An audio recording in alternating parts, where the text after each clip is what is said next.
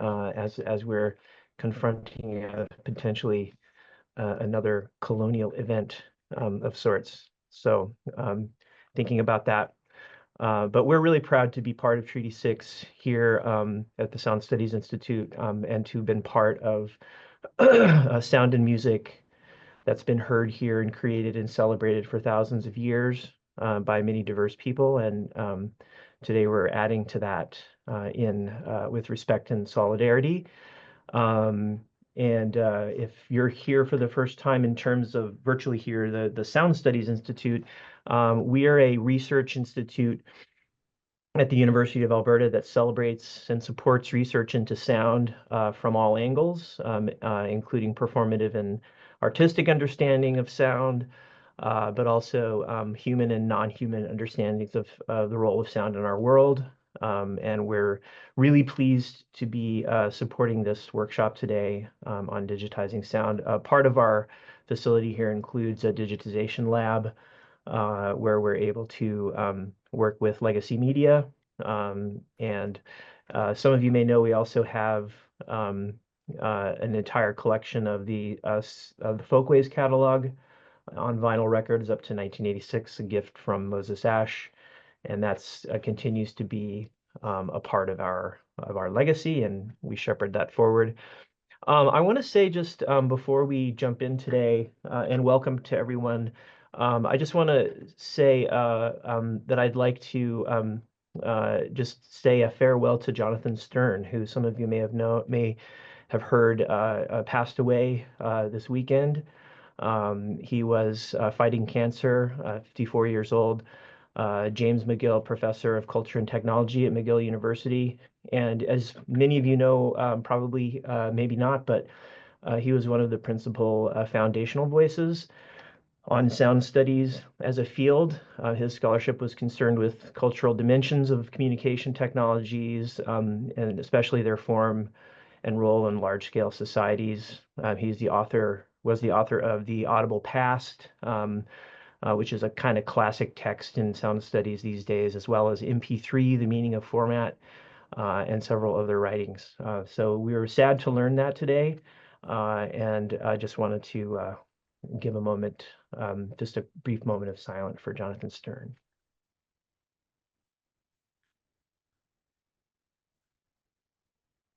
Okay, and so again, welcome. I wanted to just first give a quick have the four presenters just give a very quick introduction to themselves, and then we will proceed with the four presentations.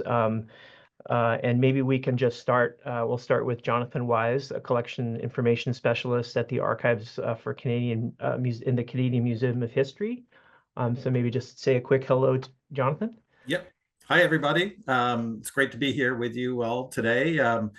Yeah, as Scott said, I'm the collections information specialist at the Museum of History, located in Gatineau, Quebec, right across the river from Ottawa. I've been working at the museum for over 20 years now, and I'll be talking a little bit about the collections, about some of the issues that we've been working on over the last few years. Great, thank you for that. And Spencer Crewe from he's a digital audio studio coordinator at MMap, which is the Research Center for the Study of Music, Media, and Place at Memorial University. Hi, everyone. I'm Spencer. I've been doing digital audio digitization and restoration now for about 20 years here at Memorial University, with some very unique collections from all over the place, to be perfectly honest. And I'm just going to talk about basically some of the legacy formats that we deal with here, and possibly how we can preserve those, not necessarily the formats themselves, but what's on them going forward. Thank you for that, Spencer. And I'd like to introduce Tom Merklinger, Programming and Technical Coordinator and Audio Engineer here at the Sound Studies Institute at UofA. Hi, everyone. I'm Tom. As Scott just said, I work with Scott here at the Sound Studies Institute. I've been here for 6.5 years, since before the Sound Studies Institute was an institute. And I've been working on all of the archiving projects that we've done here in that time. and I'll be talking a little bit about, I guess, sort of documentation and metadata and things around the actual digital archives, or as part of the digital archives, but beyond simply the audio material itself. Great, thank you, Tom. And then finally, our last trio of presenters, Marcia Ostashewski, as well as Jane Arnold, and Graham Marshall, who will be joining us a little bit later. So, Marcia, could you introduce yourself? Gwe from Unimagi on the east coast of Turtle Island. I'm Marcia Ostashewski. I'm the director of the Center for Sound Communities, and I'm here with my colleague Jane Arnold. She'll introduce herself in a moment. And our colleague Graham Marshall will have to join us late due to prior commitment, but he's one of the sons of member two drummers and a really fine Mi'kmaq singer and drummer and knowledge holder. Thank you for that. And Jane. Yes, thanks. Hi, everyone. I'm Jane Arnold. I'm the archivist at the Beaton Institute here at Cape Breton University, and work closely with faculty and students and community on different digitization projects over the years, including quite a few with Marcia. And so I'll be joining them talking about their latest project. Wonderful. Thank you all. And we are, I think, right on schedule here. So I have put in the chat for your help the 4 presentations in order that they will be presented, and they each have a little title there. Basically, the way we're going to run this afternoon is each of the presenters will have approximately 30 minutes. The presentations will be between 10 and 15 minutes, maybe a little longer. Then we'll have some time for open questions for each of the panelists.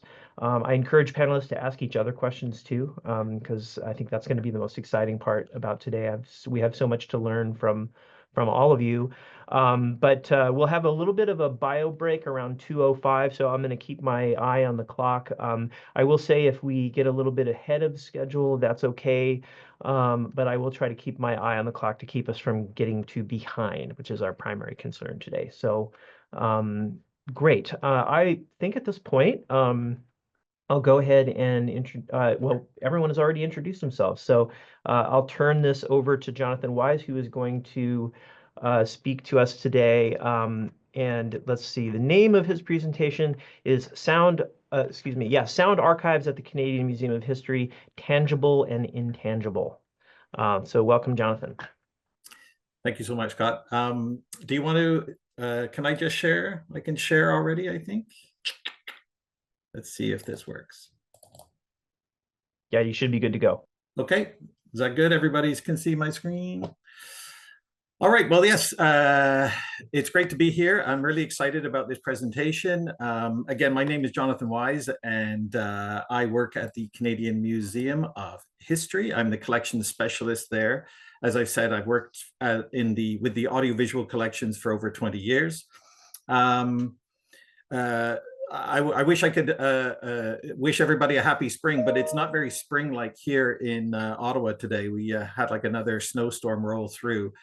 So we got a few centimeters on the ground. So, but happy spring anyway. So I'm going to be talking a little bit about tangible and intangible aspects of audio archives. But perhaps before I get too much into that, I'll start with a quick overview about what I do at the museum. So as I've said, I've worked with the audiovisual archives, and during that time, I've given quite a few talks about different aspects of audiovisual archiving, different conferences, different presentations for the Association of Canadian Archivists, the International Association of Music Libraries and Archives, the Association of Tribal Archives, Libraries and Museums. So quite a different range. So the Canadian Museum of History, previously known as the Museum of Civilization, is located in Gatineau, Quebec, directly across from the Ottawa River from Parliament Hill. And we are Canada's National Museum of Cultural History.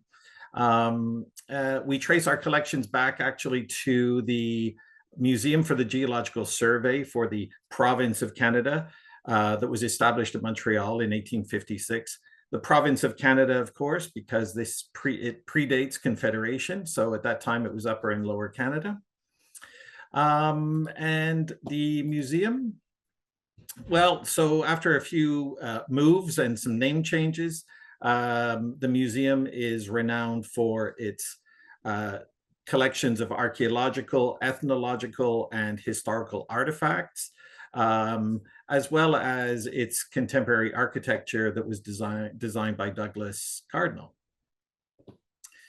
As you can imagine, the museum's archives also hold extensive collections, textual, photographic, as well as audiovisual material. And this material is mostly made up of original cultural research that has been acquired and produced by the museum's staff.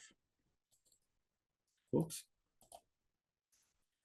So let me talk a little bit about the audiovisual archives that I work with. The collection is comprised of over 80,000 sound recordings and about 20,000 moving image recordings. We have about, well, over 30 different media formats that we work with, which presents a bit of a challenging environment. Obviously, we have to, like a lot of people working with media collections, we have to maintain the equipment and as well as the actual recordings themselves. Our earliest recording is a phonograph cylinder, and that dates to 1899. But we continue to accession new material and new recordings every day. So I'm sure, like many of you, this is a unique collection of archival recordings. This collection doesn't exist anywhere else, and it includes a variety of content from traditional songs, stories, interviews, oral histories, language studies, as well as exhibition videos and special events. Essentially, these are the stories of individuals, of families, and of communities from coast to coast to coast. And they reflect the diversity of Canada's cultural and historical life. So I work with a small team of specialists in the museum's research center, and we generally assist clients from across the country and around the world. We assist researchers, students, artists, and community members to access our archival holdings. And this work often involves clarifying information about the collections, consulting catalogs, and consulting our collections management system, as well as reviewing finding aids, looking at corporate records, etc. I also assist with and coordinate digitization projects, and I assist with visiting groups, tours, and all of those miscellaneous other duties that go under the category as required. So my work encompasses a lot of different types of work, and I work with the other archivists at the museum. We have a specialist for the textual collections, as well as another specialist for the photographic collections. So I want to talk a little bit about tangible and intangible things. So what do we mean? What do I mean by tangible and intangible aspects in an archival context, and especially for audio archives? Well, I'm sure that all of us who work with media collections encounter similar issues, similar technical issues, particularly when it comes to bridging the analog and the digital divide. And that transition from analog to digital audio recordings is one of the reasons that media archiving can be so challenging.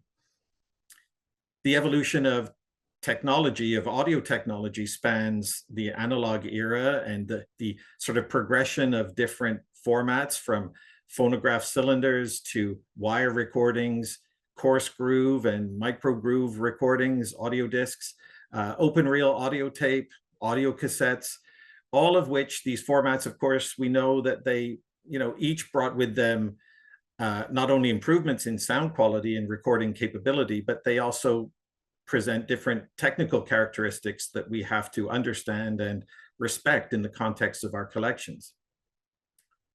It didn't get much easier in the digital era initially because CDs and digital audio tape, although they also presented improvements in sound quality and portability and a certain degree of flexibility, well, these gave way to the various flavors of audio files that we know today, WAV, MP3, etc., FLAC, and all of those things which helped us in certain ways, but also presented a very different environment in which we have to continue to do our work.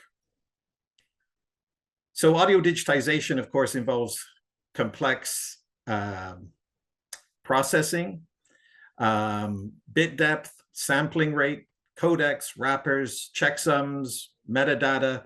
Each file format possesses those unique technical characteristics, and so they offer both opportunities as well as challenges for preservation and access. The effective management of media collections requires an understanding of all of those tangible technical aspects and characteristics. And of course, all of those different aspects are important because they serve a greater purpose, well known to, I'm sure, to all of us, which is that we ensure that archival content can remain accessible and be preserved for future generations. So I'm not necessarily going to get much more into those tangible or technical issues, but don't worry, I know for a fact that my co-presenters are going to be talking a little bit about more of those technical things. But I'm going to switch gears a little bit and talk more about what are more of the intangible aspects that are part of audio archiving. So archivists often work with issues that are associated with provenance, and certainly the museum community around the world has been addressing repatriation of objects to their communities of origin over the last few decades. Provenance, or the history of ownership around an object or a document, is essential for our understanding and preserving the cultural heritage. Whereas repatriation aims to return cultural artifacts to their rightful communities while recognizing their significance and promoting cultural reconciliation. Both of these issues have traditionally involved tangible historical artifacts and objects, but increasingly those issues are starting to affect archives and historical documentation, especially the contents of audio archives. So I'm going to talk a little bit about what we mean by intangible cultural heritage, and how it encompasses the practices, knowledge, and expressions that communities recognize as part of their unique cultural identity, and traditions that have been passed down through generations, perhaps adapted over time. And those traditions often include oral histories, social practices, ceremonial rituals, festive events, and performing arts.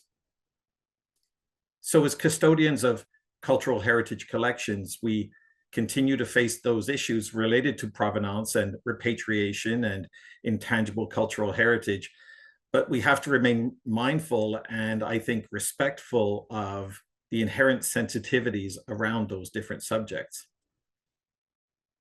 So about 10 years ago, a few things had a huge impact on the way that we do our work at the Canadian Museum of History, and that our approach to intangible cultural heritage. I'm referring to the Truth and Reconciliation Commission's calls to action that came out in 2015, specifically those related to language and culture, which prompted a reconsideration of museum collections and archival access. And then the year after, in 2016, Canada endorsed the United Nations Declaration on the Rights of Indigenous Peoples, or UNDRIP as we call it. So together, the TRC's calls to action and UNDRIP, as well as the United Nations Joine Arendlacher's principles, which emphasized that Indigenous rights and fundamental freedoms is strengthened through the preservation and access that Indigenous peoples have to archives.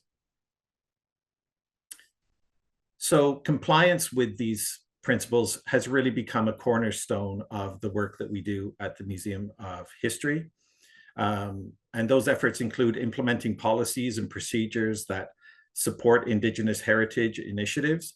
And we certainly remain focused on sharing the stories while we also protect personal information and traditional Indigenous knowledge through a fairly comprehensive review process, which is done both internally as well as in consultation with different First Nations, Inuit and Métis councils and cultural organizations.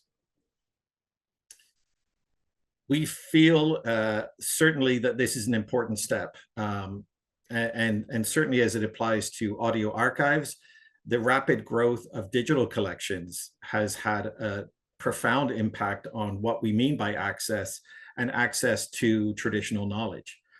And I think in turn, many Indigenous communities have started to request sovereignty over that data, sovereignty over intangible cultural heritage, so that those communities and those groups of origin can have the right to define, maintain, and save their own cultural practices, their own forms of expression, and their own forms of knowledge.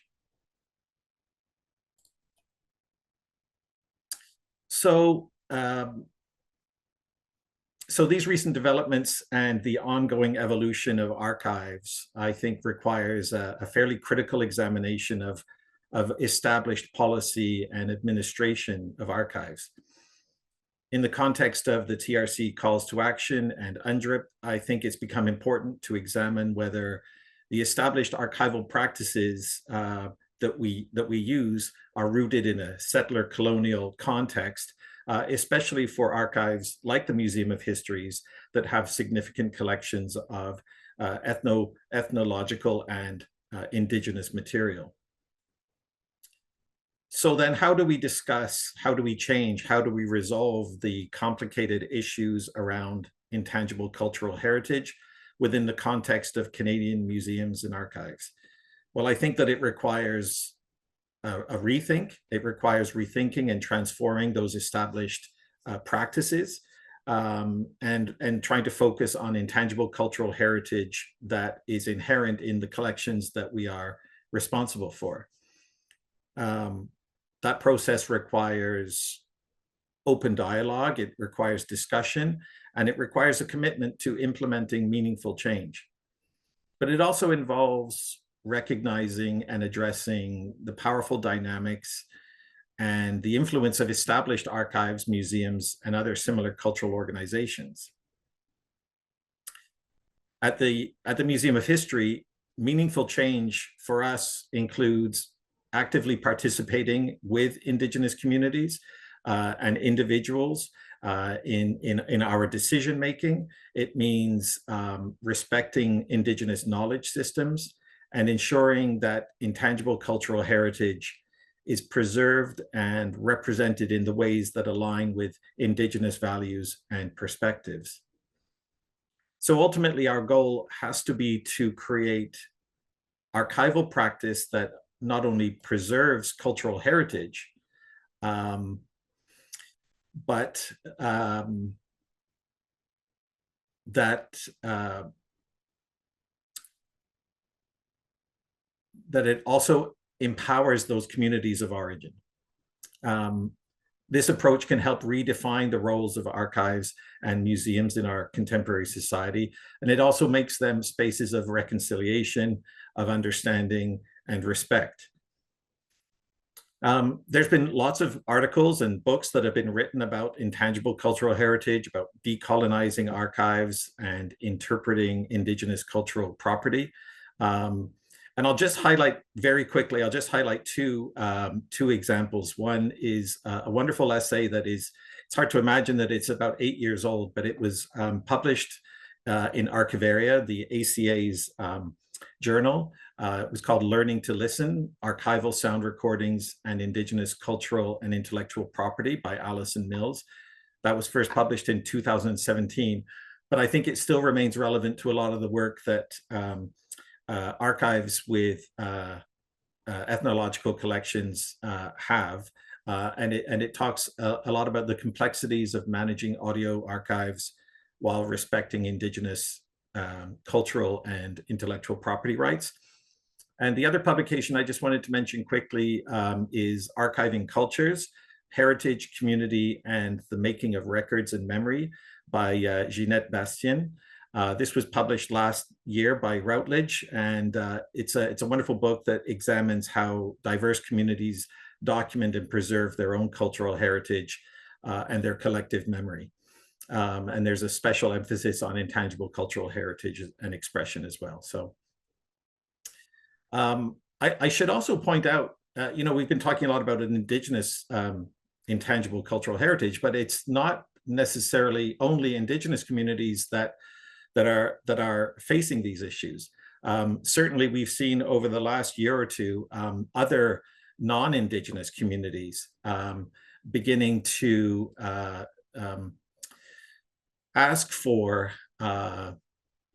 the right to define and maintain and transmit their own cultural expressions and knowledge as they assert control over how they too have been defined and represented. So this isn't just an Indigenous issue. I think that it's a cultural issue that basically spans the country and is around the world as well. Just to, in a form of conclusion, I'll just say that the Museum of History is a large cultural institution with a significant collection of archival recordings. We too continue to navigate the complexity of these ideas and the issues around intangible cultural heritage. And as our social and political environment evolves, so too our policies and procedures have to evolve. And we have to recognize that archives often contain information that is personal, that is culturally sensitive, and should be protected, and the power to decide a lot of the decisions around that should be given over to the indigenous communities of origin. So to ensure our commitment to handling those collections with care and with respect, we have implemented a fairly rigorous internal review process at the Museum of History. This includes curatorial experts who review the requests for Indigenous material. And secondly, it involves a deep collaboration with many of the Indigenous communities that we work with and whose collections we have. We also work with band councils and other cultural organizations that are representative of the First Nations, Inuit, and Métis communities across the country.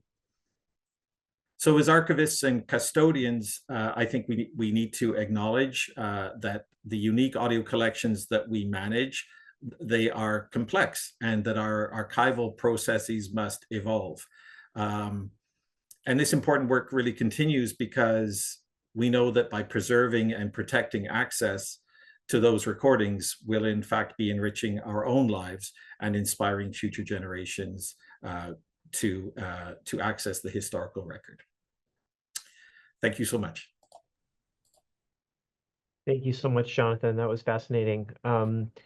So we have about 5 minutes for questions, just to keep on track today. And I think the way we're going to do this, we can either have you raise a virtual hand, or you can type your question into the chat. You can't currently unmute yourself, but we can unmute you for you if you want to speak your question out. So you can just put your preference in the chat, or if we see you raise your hand, we'll just probably unmute you and let you ask the question. So any questions for Jonathan?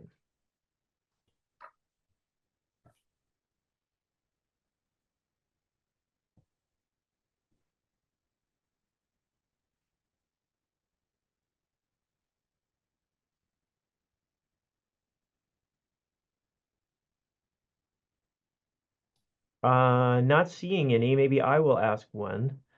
Jonathan, I wondered if you could maybe tell us about a particular project that you worked on that had some really difficult issues around access, and how you handled that specific situation. Yeah, I can certainly talk about some of the projects that we've been working on. I won't mention individuals or even specific communities, but one of the more challenging projects we had was a recent collection of Métis recordings that included material from many, many different communities over very large regions. And, you know, one of the difficulties we have, I think, is trying to provide a bit of a sort of a consensus of opinion around these collections and a consensus around access. It's very, very difficult in that kind of an environment where you have a lot of a large variety of material coming from many, many different communities, and communities that that are very diverse in themselves. And so, you know, one of the things that we have been learning along the way is to engage in dialogue as quickly as sort of possible, and with as many communities and many community members, individuals and families as possible, in order to reach a kind of an area of understanding. I think it's imperative, like, that we really look at access in terms of the various layers of rights that may surround these recordings, these archival recordings. It can be very difficult to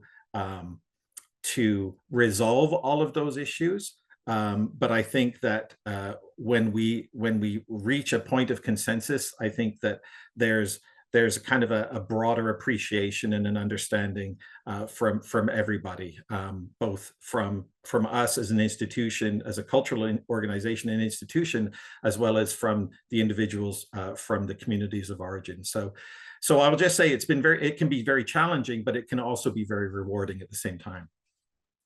Yeah, thank you for that.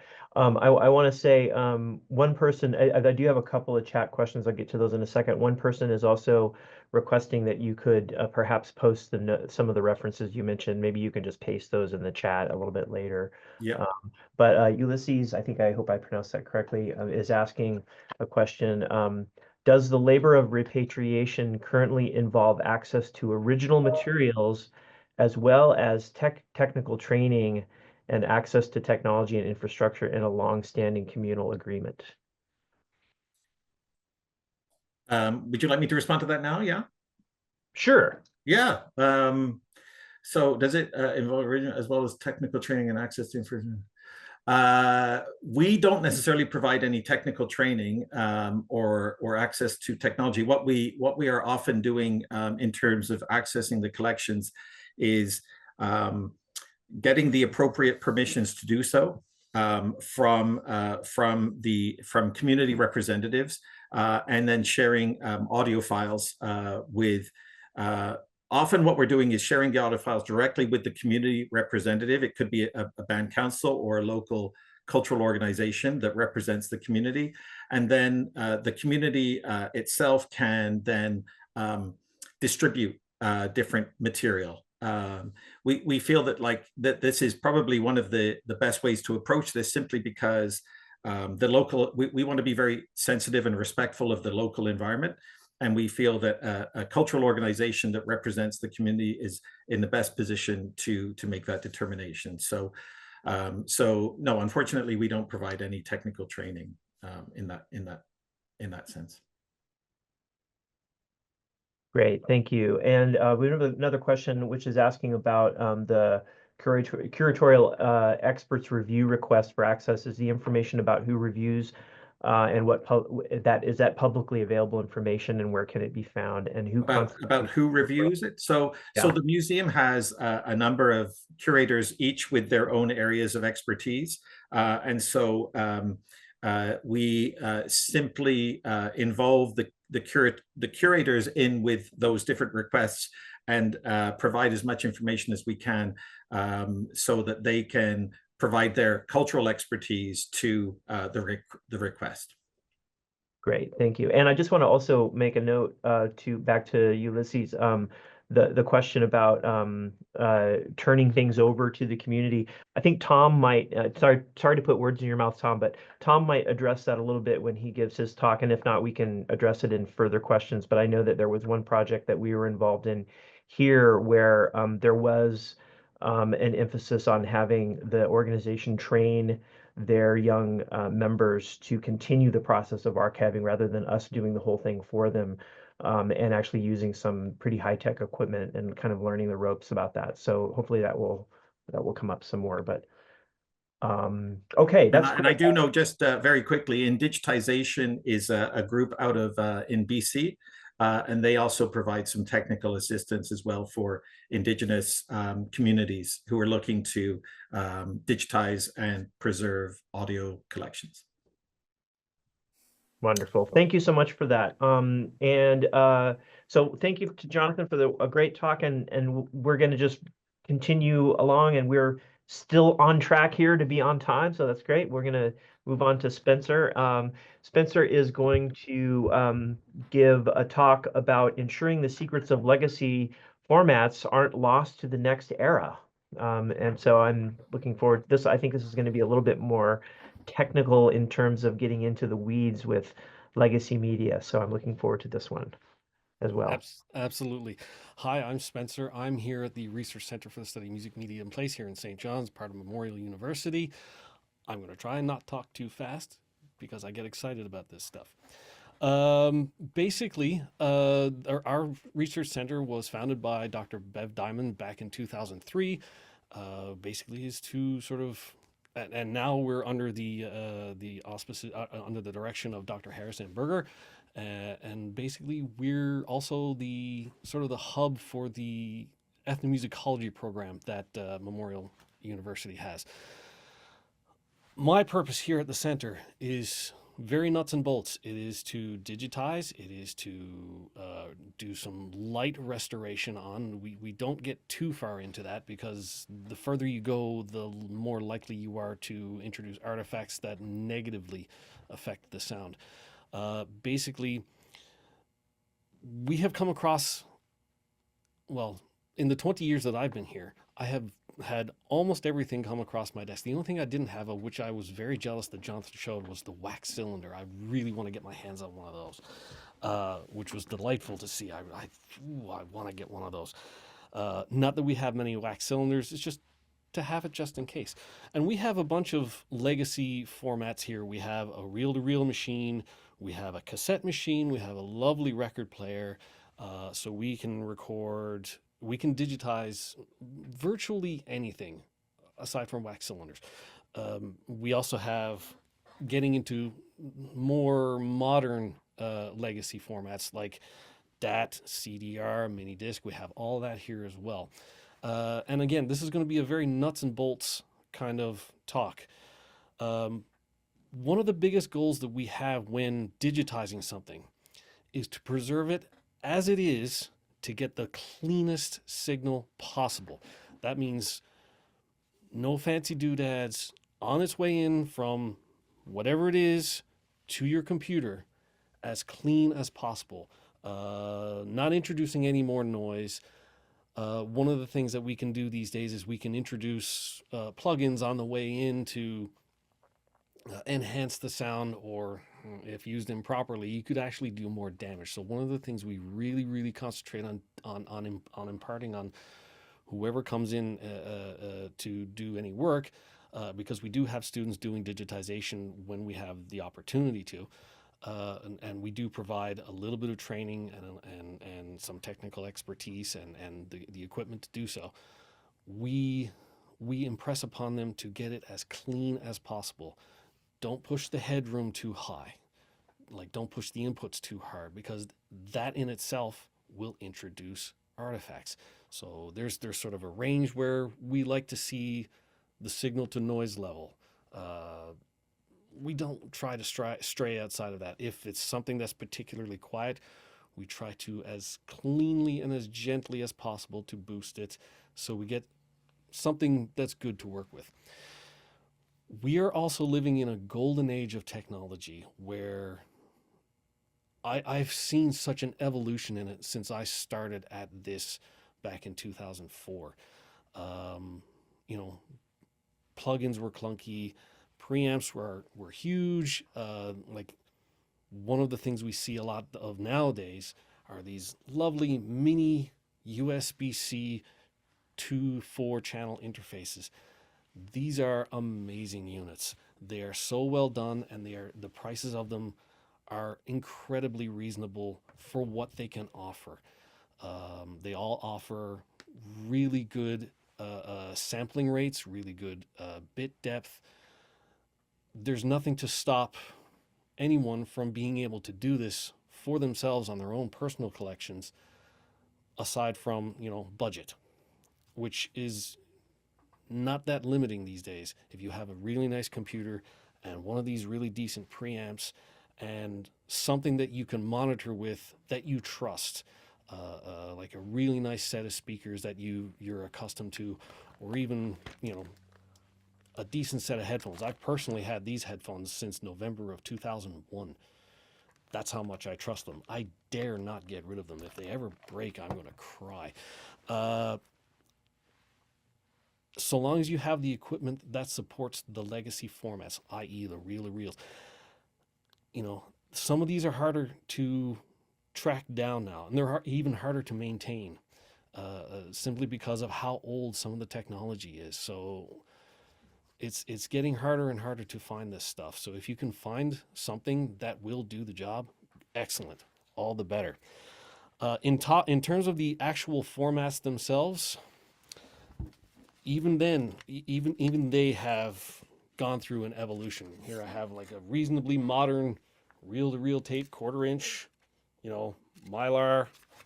That's the most recent iteration of analog reel-to-reel, unless you count these things. Which, again, same premise, Mylar backed, you know, magnetic recording tape. These weren't always the case. They weren't always Mylar backed. For the longest time, they were cellulose acetate, which they have their own limitations. They were great in terms of they were an improvement in reliability in terms of snapping, breakage, or any of that stuff. What they're not good at was absorbing moisture and humidity, and which would then cause various chemical breakdowns. Matter of fact, this batch of tapes that we have here, we've only had these in our possession for a couple of years. When they were brought to us in our boardroom, the first thing I did was open them up, look at them to make sure there was no mold on them, because they did come from a basement. It was a very well regulated, you know, climate controlled basement, but it was a basement nonetheless in Newfoundland. A lot of moisture around here. The second thing I did was smell them, which drew a couple of raised eyebrows.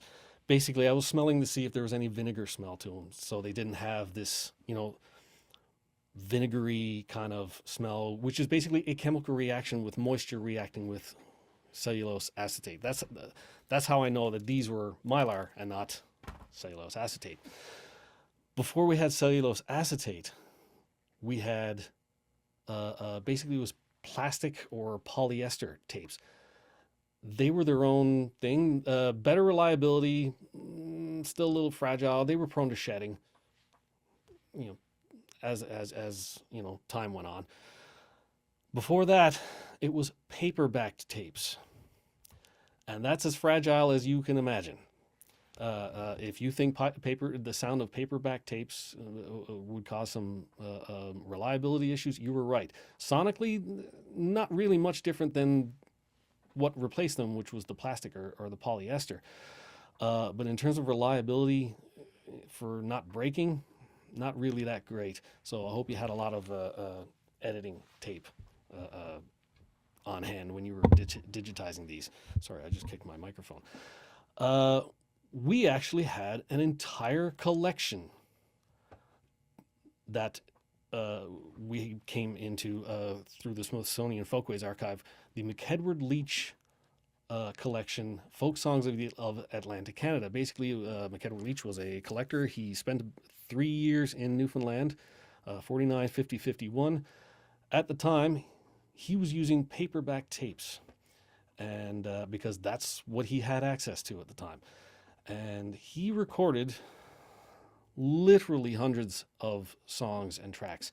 And I'm actually just going to share my screen right now, and I'm going to play one for you because this was as interesting as it gets. This particular song was quite the challenge to do any restoration on. It was actually quite the challenge to record. The tape was in not great shape. So. Away out on the snowy fields of cotton, there's a dear old country home I long to see. A lot of work went into getting that tape as clear as it was. The signal to noise ratio on the original recording was horrific, to say the least. The microphone placement, I don't know the circumstances in which McKeber Leach recorded some of these. I guess he worked with what he had.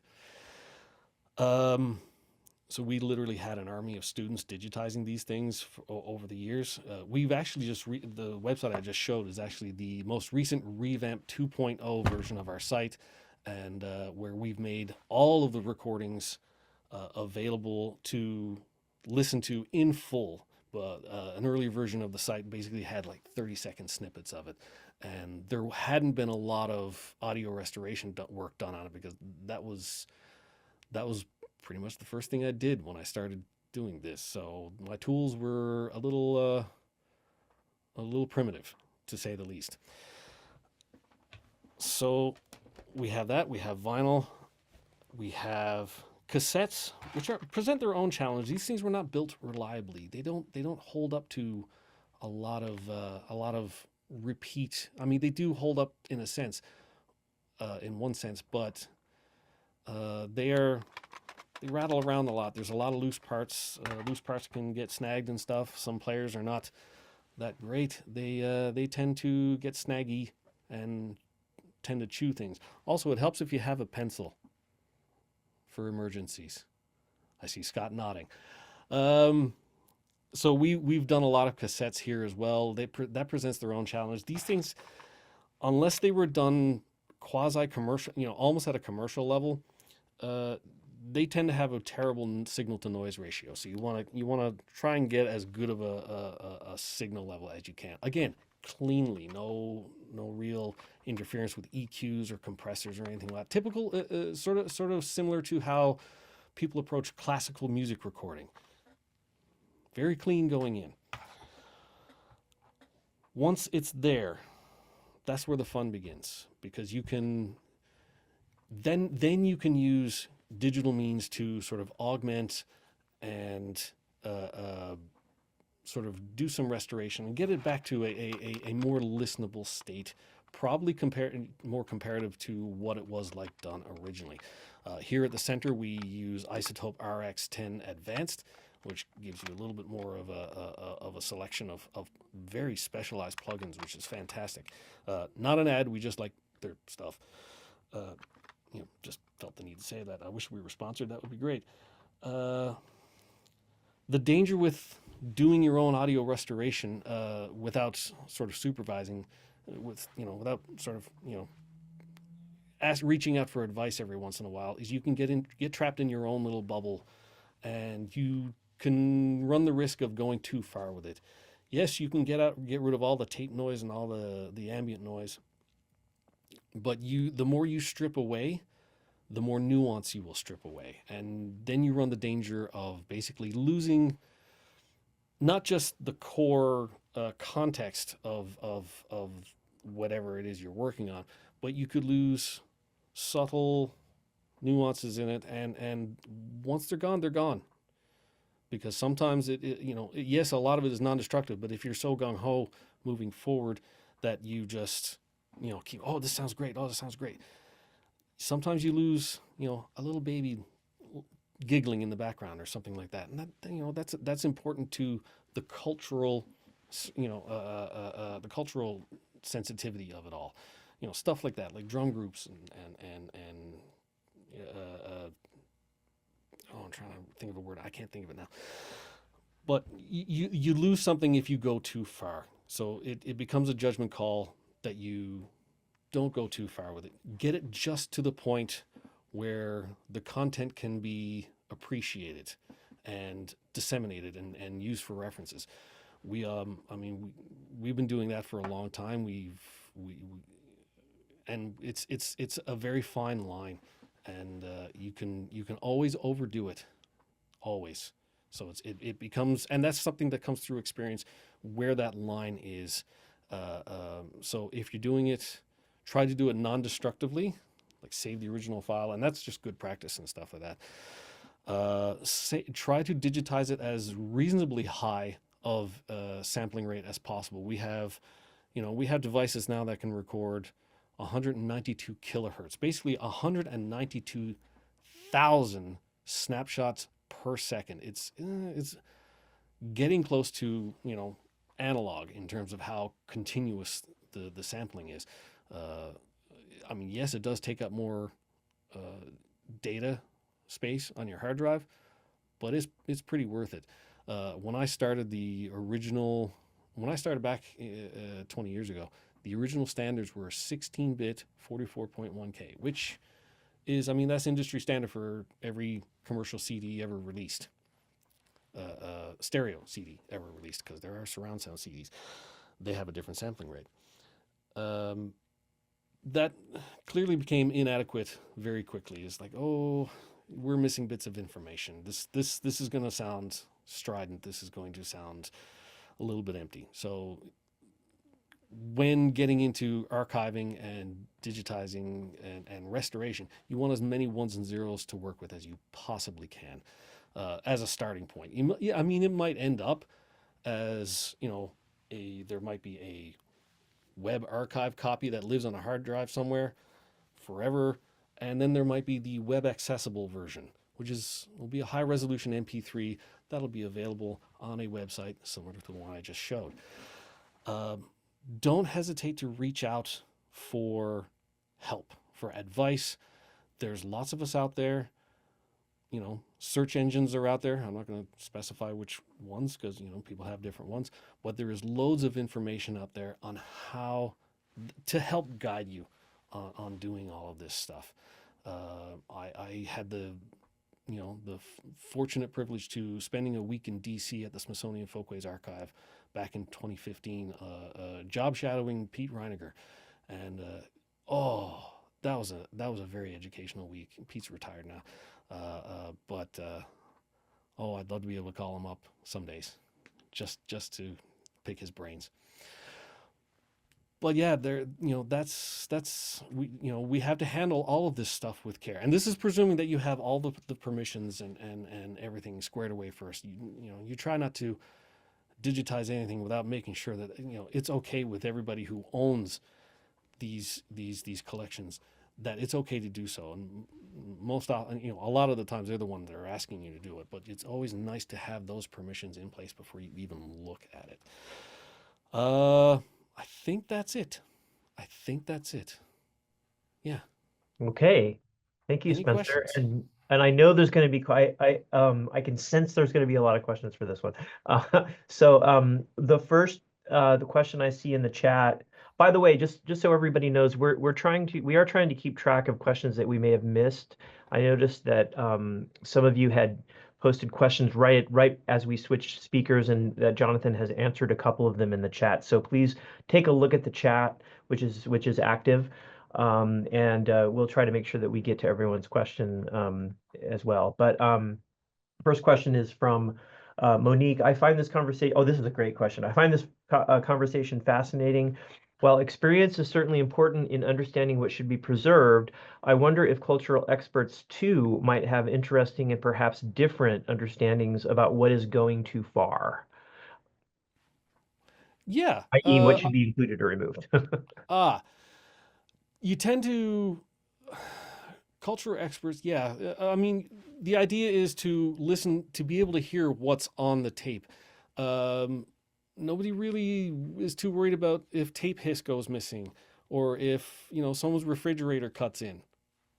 Maybe I can clarify the question by giving you an example of what I think she might mean, or what I might mean by interpreting that, which is for example, the use or not of having things like audience noises be part of a law, like if you're preserving a historic live recording, typically what like on the one hand we care mostly about preserving the performance, but there is some value in the sound of the crowd, right? The Oh, applause, absolutely. yelling, and that might be something that initially one might not think is as important. And so maybe that's an example, although that might be an obvious one. I don't know. Oh, that's an obvious one. Yeah, you definitely include the audience. That they're part of that moment as it was captured. So you definitely want to include them. Probably not the feedback or someone's 60 cycle hum of, you know, their instrument being plugged in incorrectly or something like that, but definitely the audience. They were just as much part of that moment as the performance. That's a 50-50 two-way street, that is. Is it just me who's hearing the weird fuzziness that just happened with his voice? Right as he was talking about what about there was, okay, maybe not, maybe let me know if that's just if other people are hearing that. That was really funny, but I could you were understandable. I just your mic, something happened with your audio and it fuzzed out in a funny way. Then oh, it seems to still be happening. I think it's just in your end, Scott, actually. It's my end. Okay, yeah, because Okay. I'm hearing it. Can you hear me okay? Oh, absolutely. Okay, well then I'll just ignore that weirdness. Okay, next series of questions, or some questions I'm seeing that I'll just cite as like potential skepticism about the 192 kilohertz. Just you know, the fact that we can only hear 22, like 20 or 20,000 or less, and 48 kilohertz can cover that. So the question I think is just what does the 192 kilohertz give us when we're digitizing analog audio? Not everything has to be recorded at 192, but if you have the ability to do it, absolutely do it. Again, it's more of a question of having as many ones and zeros available to work with. So it's a lot easier to take out than it is to try and put in. In terms of what frequencies you hear, yes, the Nyquist theorem is a thing. So why not raise your Nyquist theorem really high and capture all those lovely upper harmonics? You may not think you're hearing them, but you are perceiving them in a certain way. To give you some example, we had to recently replace my studio monitors here in my office because one of them basically gave up the ghost. While we were waiting for the new ones to show up, I grabbed speakers from one of the other workstations, put them in there, and put them in their place. The frequency range was not the same. The ones that I was using as a substitute went from about 48 hertz up to about 25,000 hertz. When the new ones showed up, I won't name what they are again because we're not sponsored. Sorry, that's a thing. We put them in place. They have a frequency range of 40 hertz up to, was it 48,000 hertz? The difference was astounding. The depth that you hear, the harmonics that you hear, the clarity that you hear, it is incredibly noticeable. So the same should apply. You know, I mean, it doesn't always apply because sometimes what we're listening to them on, you can't really sense it. If you're listening to something subpar, you know, that doesn't have the ability to recreate those frequencies, then no, obviously you're not going to hear them. If you are listening on something that can recreate those frequencies, you might not think it's obvious, but yeah, you're perceiving them. You know, that's been my experience anyway. You know, just a follow up to that, one of the things I'm wondering about is in capturing the audio at that high resolution, and as you say, as cleanly as possible, so through as directly as possible, Mm-hmm. once we get that snapshot in the super high resolution, is there any advantage, say, I mean, I'm just thinking about like the rise of AI and other kinds of like really smart algorithms for analyzing audio for the purpose of restoration, like some of the restoration software. I'm wondering if like even though we can't necessarily perceive the higher resolution, I'm wondering if the algorithms can, if there's like some advantage, and I don't know anything about that. I've just always wondered whether there are algorithms that that we can apply to restoring the audio that actually work better if they have a higher resolution, despite the fact that we can't perceive it in our ears.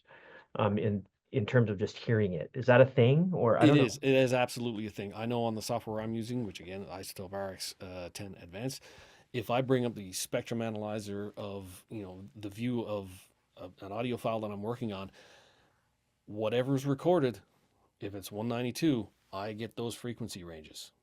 It goes all the way up. I mean, it recreates what was on the magnetic tape, and as aside from going to 384, which would require an obscene amount of hard drive space, the frequencies are captured. They're there. They are visible. They're faint, but they are visible. I just want Tom has a hand up. Yeah, go ahead, Tom. Yeah, I'm just going to sort of add another word of support from a different angle, which is that plenty of sounds in the real world plenty of things in the real world make sounds above frequencies that we can hear, including all musical instruments and plenty of other sort of natural sounds. So if we're in the if our project is to create an archive of this recording, it behooves us to save all of that material in that archive. Then that way it's complete, and rather than sort of limit the amount of content that we're saving to simply what is in human perceptual ranges. So for instance, if you have a recording that's made outside at a certain time, there could be all sorts of sort of ultrasonic mice sounds or something like this, animal sounds, which we can't hear, but could eventually be an interesting research project all on its own.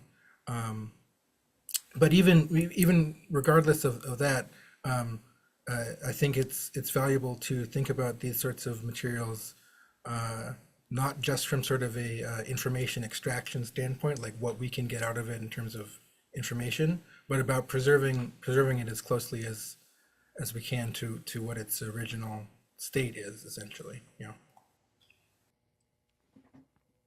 Thanks, Tom. Thanks for that. And could I wanted to return, Monique has just posted a little bit ago just a clarification to her question about what we should be preserving, which I really like.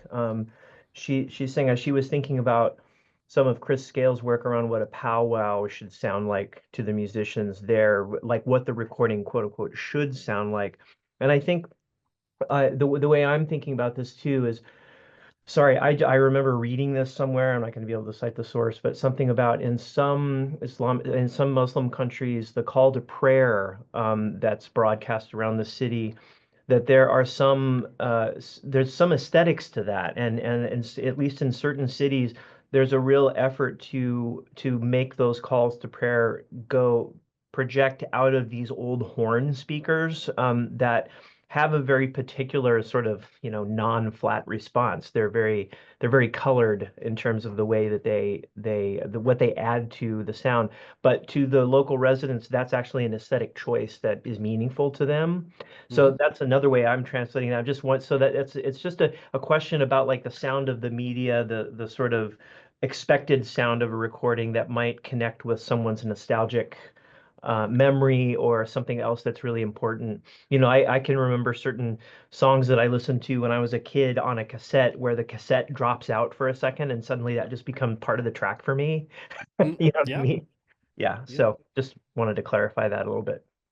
Yeah. So yeah, the example that Monique uses, Chris Scales, I'm not familiar with his work. Basically, when it comes to something like a powwow event, you want to preserve as much of that as possible. The only thing you don't want interfering with that to sort of take you out of the moment of it would be like, say, if someone accidentally smacked the microphone or something like that, or there's handling noise of the microphone. That's basically interfering with the sound of the event itself, that as it was recorded. So especially if there's if there are words being said and they have significance, you don't want to lose that to someone handling a microphone or jostling the tape recorder. You kind of want you want to separate that very mechanical noise away and sort of toss that to one side to preserve the actual event itself. That's the goal, is to get rid of the mechanical interference, I guess is probably the best way to describe it. Yeah, thank you. And hopefully some of you can see Megan Forsyth's contribution to this, where she discusses how a very particular recording, there was a consultation with community members about how to handle certain aspects of what should Yeah. be left in and left out. And they specifically asked to keep the ambient people sounds left in, essentially. Yeah, 100%. Yeah. And again, they were there as part of those events, those moments. So you don't want to lose the moments. You want to lose what interferes with those moments, like the handling noise, the rustling, wind. Even sometimes wind noise can be a little much, and because some of these events take place outside, they might not have a wind protector or a windscreen over their microphone or something like that, and the wind kind of overtakes what you're trying to focus on. So you kind of want to separate the wind a little bit and sort of bring the event back to being the focus. Yeah, absolutely. There is a question about the chat being saved. I think we will save the chat to make sure that those links get preserved. And what we can do is we can post them on the Sound Studies website after and post a URL to that or something to that effect. So hopefully that's possible. Okay, so we're going to keep moving right along. We're at 2:08, and I promised that we would I think Jane had a question, Scott. Oh, Jane has a question. Okay, sorry, I missed that. Oh, hi, Jane. Is that in the chat? No, Jane. Right Why there. don't you just? Oh yeah, please go ahead. I see. Yes. Sorry, I have my view in a funny. Now I can see her. Great. I can't hear Jane. Jane, I think you need to turn your volume up or something, or because you're not muted, but we're not hearing your audio for some reason.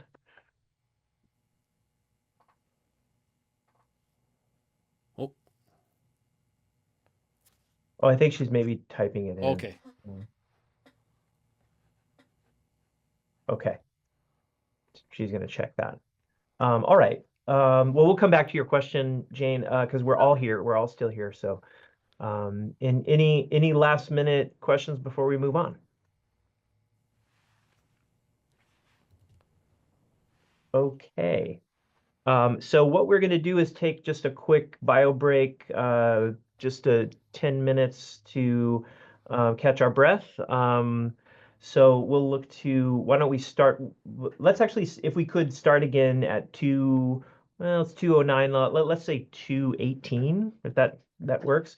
So that gives everyone just a chance to take a quick break, and we'll come back and start into Tom Merklinger's presentation. Thanks.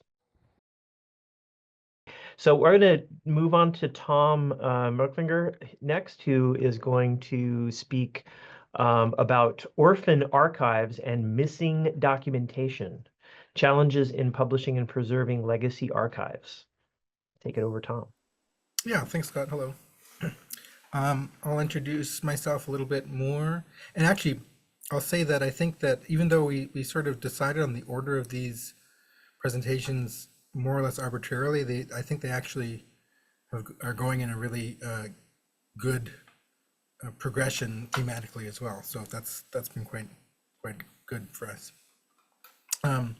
So yeah, I'm Tom Merklinger. I'm the programming and technical coordinator and audio engineer at the Sound Studies Institute here at the University of Alberta. We're in Muskogee-Waskahagan, Edmonton, on Treaty 6 territory here. So I've been working here since 2018, first as an RA on an archival project while I was doing my master's degree, and then later after the official creation of the Institute in 2019 in more or less the same role I'm in now. And for those who don't know, the Sound Studies Institute was born from and is the continuation of the Folkways Alive initiative, which was founded here in the early 2000s by the ethnomusicologist Regula Qureshi, whom I also was able to have a few classes with during the last years of my undergraduate degree, which was pretty cool. So Folkways Alive underwent some changes in the mid-2010s and then was finally reconfigured into the Sound Studies Institute in 2019 by Mary Ingraham, who was our founding director. Since then, we've expanded what we do in some significant ways. In particular, in the last few years, we've become one of the pillars of podcast production here at the U of A. And I've worked as an audio engineer and producer on something like 16 podcast seasons in the last 3 years, and about half of those in just the last year. And I bring that up because we'll talk about that more in an archival context a bit later on. But something that the Sound Studies Institute was founded on, and Folkways Live too, is the stewardship of archives. We owe our existence more or less to the donation of a complete set of the original Folkways recordings from 1948 to 1986, donated to the U of A by Michael Ash, who is the son of the founder of Folkways Records, Moses Ash. That collection is still featured prominently here in Sound Studies, taking up one whole wall of our main office space. And in fact, those records, like the physical records which we have, are the source of the digital versions of those records that you can find online. So that collection and sort of functions as a mission statement for what we do. And we quote Moses Ash all the time. We are interested in anything that is sound.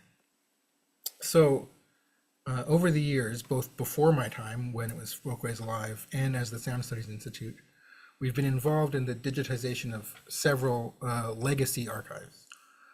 Some of those are archives held by the Canadian Centre for Ethnomusicology here at the U of A, with which we have a close relationship.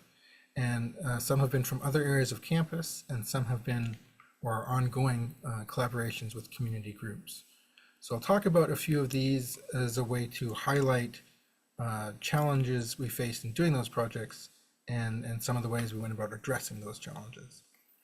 I'll also note now that one of the archives I'll mention briefly is the Northern Alberta Fiddle Archive, which was collected in 1997.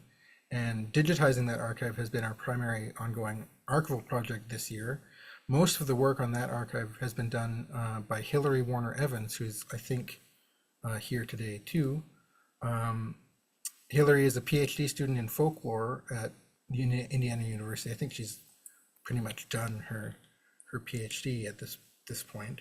And she's been here with us at Sound Studies as an intern under a fellowship grant from Indiana University. So we've been very fortunate to have her here. And Hilary might have something to say later on too about her experience working on the Northern Alberta Fiddle Archive. So the first archive project that I worked on here was a collaboration between the Sound Studies Institute and an organization called the Aboriginal Multimedia Society of Alberta, or AMSA, which is run by Elder Bert Crowfoot, who Bert refers to himself as a digital storyteller, which I think is a great title. AMSA itself grew out of an earlier organization, the Alberta Native Communication Society, or ANCS. And AMSA continues to produce radio programming and a newspaper, and at ANCS they produced radio, television, and documentary film material in the 1960s and 1970s. And in fact, they even had an early satellite television broadcast system called Project Iron Star, which at the time I think was basically the only way to broadcast independently produced Indigenous news and cultural content to communities in Canada's north. When AMSA was created in the early 1980s, they purchased the radio and television archives from ANCS and stored them along with their own archives since then. And so our project started in 2018, I think, was called Digitizing the Ancestors, and it was about digitizing that archive of Indigenous produced material. And about half of that material was digitized by the provincial archives in collaboration with us, especially some of the more obscure formats that we weren't equipped for at the time, and some of them we still aren't equipped for, like U-matic helical scan video cassettes. But we also did a lot of that digitization in-house at the Sound Studies Institute, especially of cassette tapes, and also quite a bit of 16mm film, for which AMSA purchased a film digitizer. Our director then, Mary Ingraham, was PI, but so was Bert Crowfoot, and in fact, AMSA itself held the grant from Library and Archives Canada that funded this project. So in essence, the project was in an academic sense, the project was a collaboration between SSI and AMSA, but at all times, AMSA had all of the ownership rights for the material. It was never like a university project. And essentially the way it was structured was that I was working for AMSA when we did that project. There were a lot of challenges on that project. And the big one being, there was essentially no documentation of any kind for it. A little bit, but basically not. So we didn't really know what any of the material actually was. And even the labels on the materials were not really descriptive enough for like a robust archive purpose. For instance, a reel labeled ruffed grouse was probably descriptive enough for the people who made it, but for us working 40 years later, it was difficult to tell what that content actually was. So for a while, we had 3 simultaneous projects going on working with this archive: a digitization process, a metadata creation process, and a transcription process with myself and other RAs who are students in Native Studies, Linguistics, and Library Sciences. And there were some additional issues too with culturally sensitive material. It turned out some of these tapes included sacred stories, which according to Plains Cree tradition should only be listened to or told during certain times of the year, or recordings of deceased folks. And according to certain Cree traditions, you shouldn't say those people's names after their death. And so we had a challenging time because most of the time we wouldn't know what materials were sensitive until after we had accessed them. But because the project was overseen by AMSA, we were in constant communication with Bert and folks there about how to approach these things and to do our best to strike a balance between preserving these materials adequately and also affording them the respect they required. But it was a challenge for sure. And Jonathan also described some of these sorts of issues, and I think the presentation after me with Graham and Jane and Marcia will also touch upon some of these sorts of topics, so we can all engage with that more then. But for us, the vast majority of the work for that project was actually just metadata creation because of this sort of lack of documentation. So a lot of the material was radio log tapes. There's a lot of just listening to country music programs, hours and hours and hours and hours of that. But we also couldn't gloss over that material. We couldn't just say, this is a radio log tape and then leave it be, because oftentimes people would call into those radio shows and have some kind of message for the community beyond just requesting a song, or you might have it was a way to communicate with folks in other parts of in other parts. And sometimes these radio shows would also have live in-studio performances by local artists, and there's no way to differentiate those materials without just listening through them and making note of it. So this was quite a task, and I personally worked on metadata and film digitization for this project for over 3 years, identifying what the content was and trying to figure out who was in it and sort of what time frame it was from even. The sound studies part of that project ended in, I think, November 2022, when we returned all of this material we had to AMSA, and because they had converted a part of their building into a purpose-made archival room for housing these materials more properly and for finishing the digitization of the film reels. So the film scanner was installed in their building. The other big archive we have, held by the Canadian Centre for Ethnomusicology, we refer to it, it's the Regula Qureshi archive. It's the collection of all her fieldwork and other material created over the course of her career, and I think actually even dating to before she was a professional ethnomusicologist. So this is material that stretches from the early 1960s to the mid 2000s and features fieldwork in Alberta and in Pakistan and basically anywhere Regula was. And so this is an archive of, it's pretty significant in some ways. Regula recorded a lot of Mushaira, Pakistani, North Indian Muslim poetry symposia, usually in Urdu, both while she was in Pakistan and within the sort of Pakistani community within Edmonton. So there's an interesting affordance of this collection to compare and contrast how mushaira were practiced within Pakistan and within the Pakistani diaspora during roughly the same time frame. But similarly to with the AMSA archives, while Regula was making her recordings, she was not thinking about her work as being an archive that she was creating. It was just her own work, and sometimes it was not even academic work. It was her personal activities. So there's a lot lacking in the documentation, and in fact, she did not always get consent forms or other sort of formal ethics approval that we would consider necessary these days for this kind of work.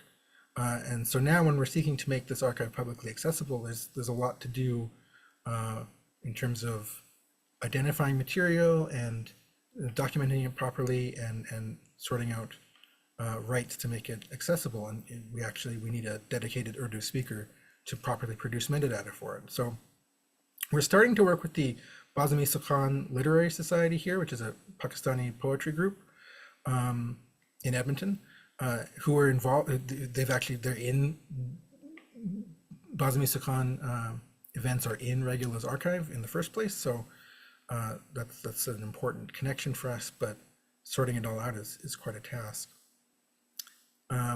Another interesting part of that archive, Regula's archive, is that part of it was already digitized about 25 years ago for a website project. And in certain ways, this is a boon to us, but it also poses some issues because the original digitization project was not the full archive, only a subset of it. And the website was developed sort of during the early days of the public internet using some technology which has since become obsolete. So it's actually been a pain to access even the digital versions of this material that already exist. And then because documentation for it was not created with an eye towards producing like a complete archive, a whole archive, there's a lot of work to do in figuring out which of the physical materials were digitized already, what digital materials we have on hand, and what is still left to be digitized, and sort of which one of those is which. And then, like I said earlier, our main ongoing project this year is the Northern Alberta Fiddle Collection, which was created in 1997. And luckily, we have a lot more documentation for that, although we didn't find it at first. And so Hillary has been doing a lot of work just listening through the recordings and creating metadata for the collection. And we're now starting to work with librarians to get this into the library, but we're still missing the original consent forms, which means we have to navigate the rights statements and publication process differently than if we had those materials.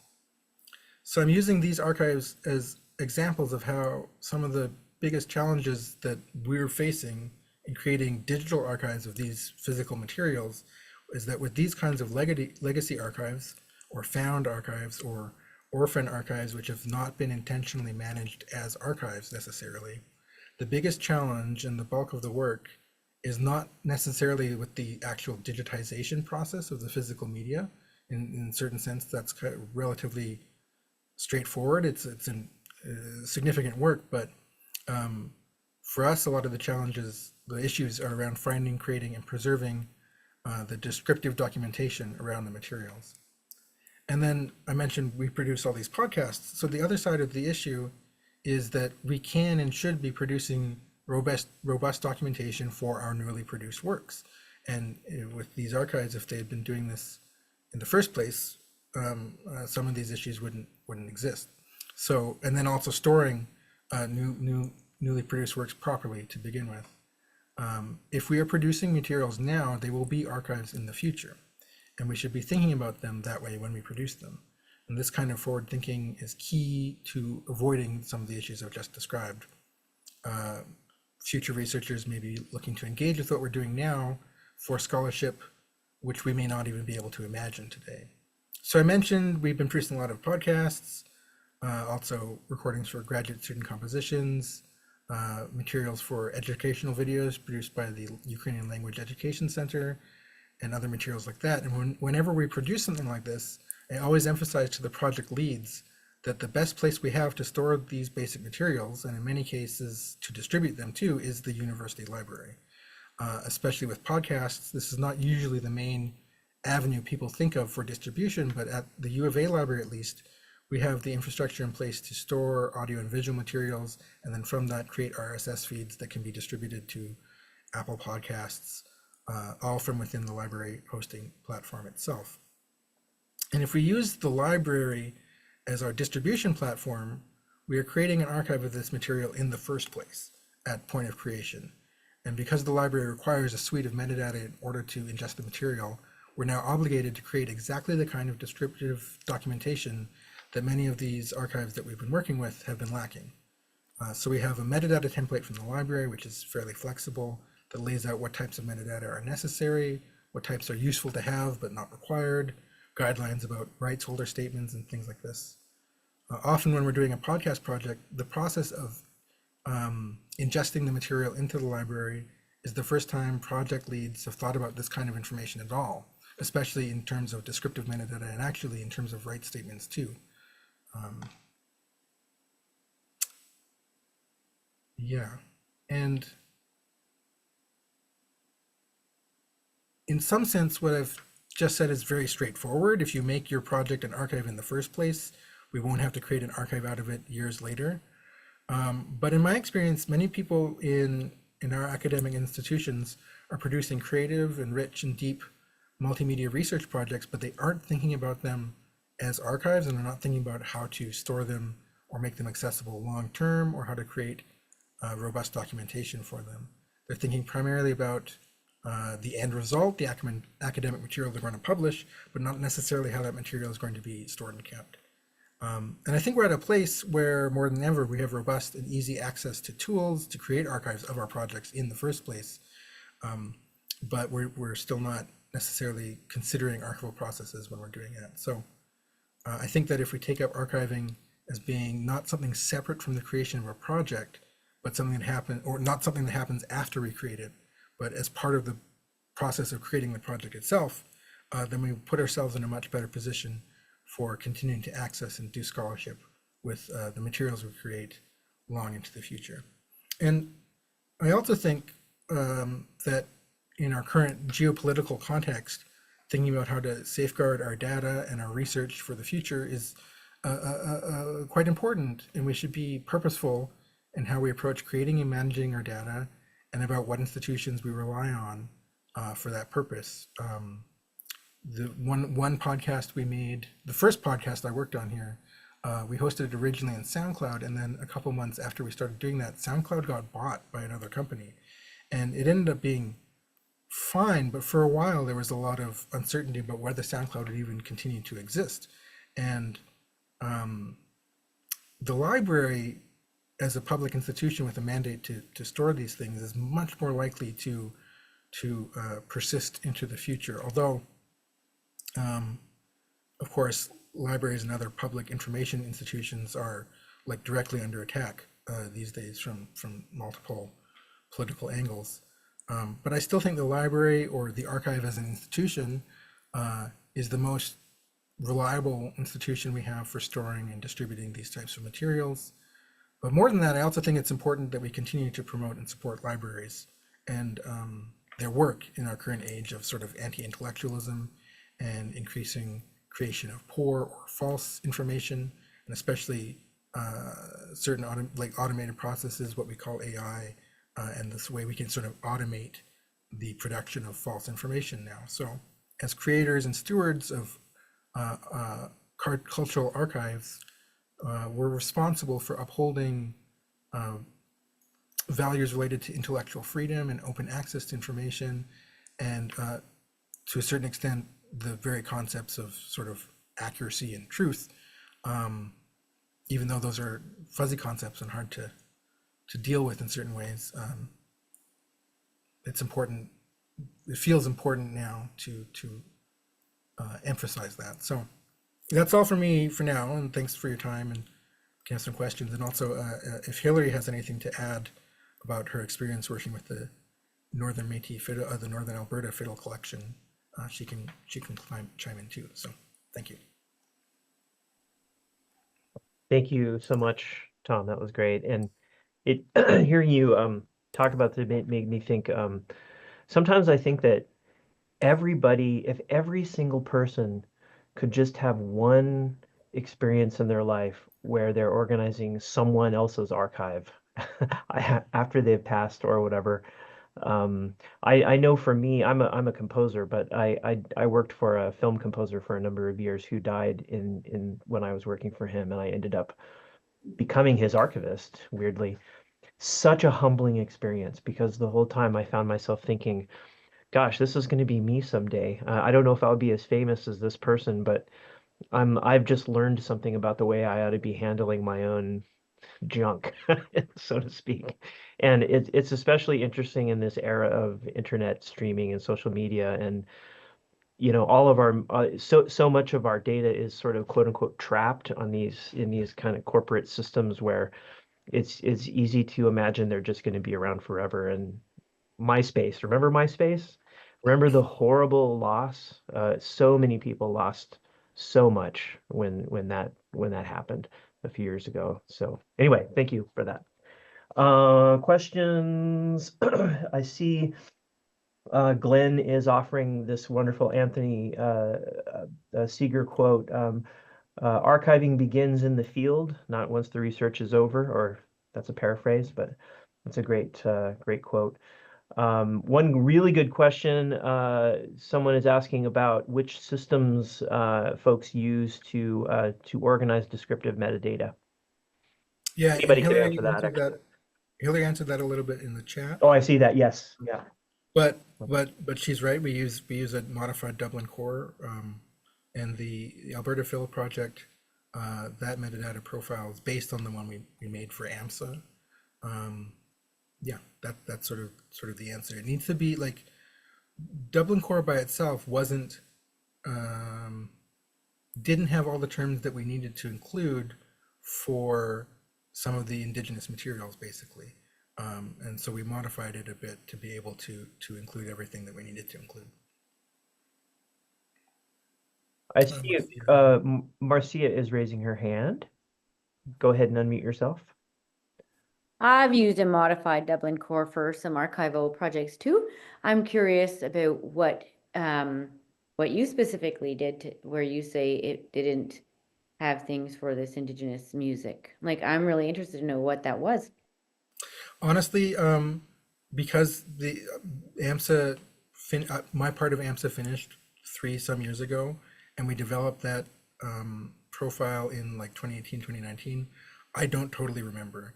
And because I worked with our modified version so much, I don't remember what was in our modified version that wasn't in Dublin core to begin with. So I'd have to go back and look at that to sort of adequately answer your question. But Hillary also might, yeah, there was a sensitive content category. Yeah, okay, that was the biggest thing probably. Yeah. Hillary, do you have anything else to add to that? I can let you unmute yourself. Yeah, just a minute. Yeah, I'd be interested to know what was in that, like what sorts of things were in the sensitive content, like if that was about sacred material or what that was.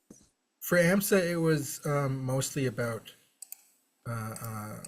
sacred material, but also this thing to do with deceased speakers, and also people speaking about things like residential schools, where so it was sort of culturally sensitive material in these multi-vectored ways. Yeah.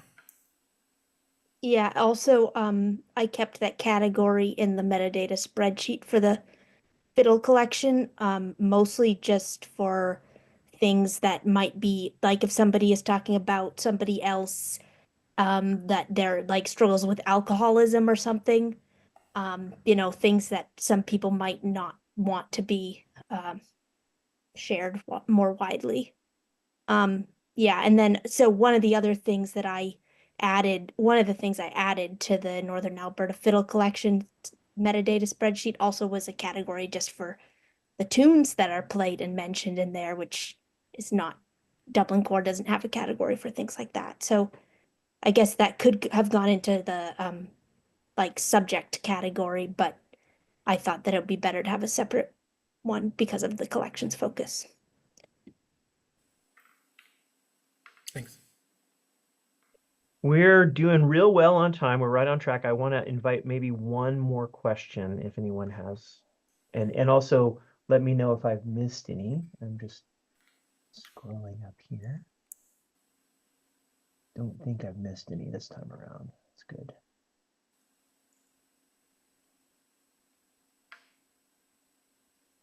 Okay, seeing and hearing none. Thank you, Tom. And now we have a trio, and I believe Graham Marshall has arrived. Graham Marshall and Jane Arnold, and we're going to start with Marcia Ostashewski's just giving an intro to this presentation. So take it away, Marcia. Thank you. I'm gonna share my screen now, I hope. Look good? Awesome. Okay. And I'm going to read notes off my phone, and because I'm of a certain age, sometimes it takes a little bit of focusing here. But we're all in a good rhythm, I think. Yeah, let's welcome Graham and just honor him as one of the Indigenous knowledge holders in the room. Gwe Nindeluisi, Marcia Ostashewski, I greet you from Unimagi, part of Mi'kma'ki, which is the ancestral and the unceded territories, the unceded lands of the Mi'kmaq people here on the eastern shores of Turtle Island. So I'm a settler of Ukrainian ancestry, and I actually grew up outside of Edmonton and went to University of Alberta for my first degree. And Regula Qureshi was my first ethnomusicology teacher, as it turns out. Got lots of stories and context for what was shared just a moment ago. My family immigrated to Canada about 100 years ago and established farms out on the Western Prairies in territories covered by Treaties 6 and 4. I was invited to come to Cape Breton University here to CBU to move my family in 2013 for a faculty position. I'm joined, for those of you who are joining later, in this presentation by my colleague at the Beaton Institute, which is housed at CBU, archivist Jane Arnold, and Mi'kmaq researcher and musician and traditional knowledge holder, former council member of Member 2 First Nation. Graham Marshall is currently working with Parks Canada with respect to the duty to consult with Indigenous people. So welcome, everyone. And thanks for hanging on, for those of you who've been here the whole time. Here's our final part of our presentation in this roundtable. So the land on which, hold on, if I can put this down, or maybe we're okay. The land on which CBU sits is unceded territory, as I mentioned, that's covered by the Treaties of Peace and Friendship, which Mi'kmaq and Wolastoqiyik people first signed with the British Crown in 1725. There were a number of treaties and signings. And so my dear friend and colleague Graham Marshall talks of how the Mi'kmaq people are known to be great warriors. They did not lose a battle. They didn't surrender their territories. These treaties did not surrender the lands and the waters which are so important to Mi'kmaq people as maritime people. These treaties recognized Mi'kmaq and Wolastoqiyik title and established rules for what was to be an ongoing relationship between nations, Mi'kmaq Nation and at that time the British.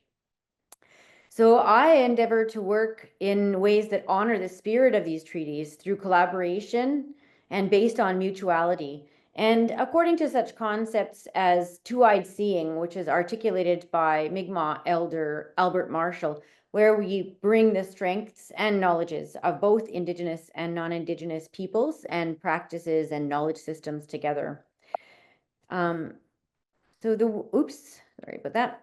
So the work that we'll share with you today was carried out through collaborative, applied research creation, so critical creative projects that were led by Mi'kmaq community members, Graham Marshall specifically, and others, including Sons of Member 2 drum group leader Daryl Bernard Sr., but many, many others. I work with them. Our whole team based at the Center for Sound Community works with them, guided by them, and we support these Indigenous knowledge holders and researchers in activities in which our primary groups, our whole group's concern is that this work be carried out with and by and for Mi'kmaq people so that it ultimately serves to sustain the long-term well-being of Mi'kmaq communities. So this work is made possible, so we're supported by the Center for Sound Communities, which is an arts-led social innovation lab that I built 10 years ago at CBU as part of my Canada Research Chair activities, aiming to support community-led research with equity-deserving groups. The Center for Sound Communities, or the CSC, it's a purpose-built physical space equipped with digital media and creation and production technologies, most of which are portable. So we've got a number of rooms in a larger space. One is a large studio for rehearsals and performances with sprung wooden floors. It's a good meeting space. It's got an immersive sound system and lighting, and it's a gathering and space as well. We've got a media lab also for curation and production and data storage according to professional archiving standards, and other rooms for storage, for equipment, and instruments and material culture items. My office is there. We have a large meeting room that, and in both the studio and the meeting room, we can, connect for virtual conferencing. There are multiple workspaces for students and faculty and visiting researchers. In fact, Scott and a colleague were there a few years ago. But the idea is that this supports the work of many different kinds of people from different backgrounds, through typically always involving some aspect of research creation. And in addition to facilities and equipment, technologies to enhance and afford new kinds of possibilities for these collaborations, the CSC is a conceptual space. It's a hub that facilitates and supports relationships that make our collaborative creative work possible with scholars and students and artists, researchers from around the world, and local and national and international partners. When I moved to Unama'ki in 2013, Unama'ki is the Mi'kmaq name for the island of Cape Breton.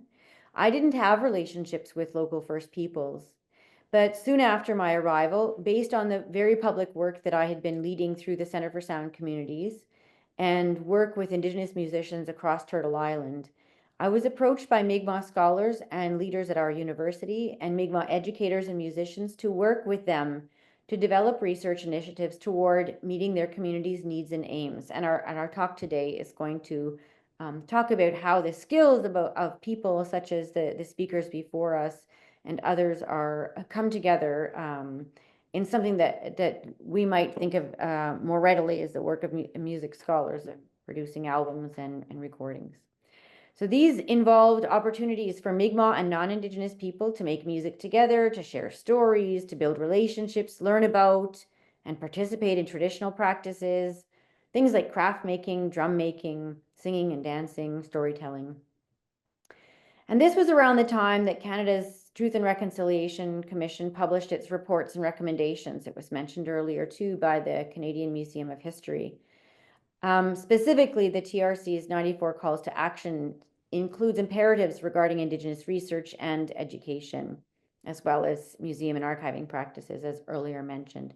Our team's efforts became more focused as a result of the direction provided by the TRC documents. And around this time, so here's just some of the kinds of work that we were doing in the community. One of the projects was the Gundawiktuk project, and there's an article citation resulting from that work. Around that time, Graham Marshall was serving on Member 2 First Nation Council. This project is about Member 2 community, and he was involved in this as well. He also had returned to school, to university, to complete his degree, and we met in an Indigenous music class that I run each year. It's very much a mutual teaching and learning space. I don't have an Indigenous ancestry. So in that course, Graham shared with and welcomed his settler classmates and professor with his characteristic warmth and generosity. We learned that he was one of the original Sons of Member 2 drum group, and he shared stories related to his experiences with the group from the time he was a child and a teenager. He also shared in his final assignment for the course that music making, singing in Mi'kmaq, and relationships and opportunities provided through the drum group have been empowering for him and for his community. It was during that course, that Indigenous music course, that he began to discuss with me potential collaborative projects with the Sons of Member 2 and the Center for Sound Communities. Also since 2015, I'd been working in a number of small projects with Smithsonian Folkways recordings, developing a relationship through research and educational initiatives. And I just want to call out our good friend Logan Clark, and I think also Maureen Laughlin, who's the director of Folkways. They're both here from Folkways today, part of the CSN as well. So about 5 years ago, Folkways asked me to work with them to curate a new series of albums and learning resources focusing on the sounds and musics of Turtle Island, the people and the lands, especially also known as Canada. After consultation with diverse stakeholders, research projects involving many different smaller components as we built up our knowledge and our working protocol together, this series has become known as the Smithsonian Folkways Recordings Sound Communities Series, because what we're doing is building sound communities together. And that's, of course, meaning strong, vibrant communities, as well as with respect to sounds and musics and more. We needed to have this new series begin its work with Indigenous music. And since Graham had been talking about the Sons of Membertou album, and how its original release in 1995 had been acclaimed publicly and critically, and many people had been asking about the drum group though they continue to perform, but hoping that there might be opportunities for more recordings, or when could people get their hands even on that, what recording had gone out of circulation. So after consultation with Daryl as the group leader and Folkways' own internal consultation processes, we all agreed to re-release the album as the first in the new series.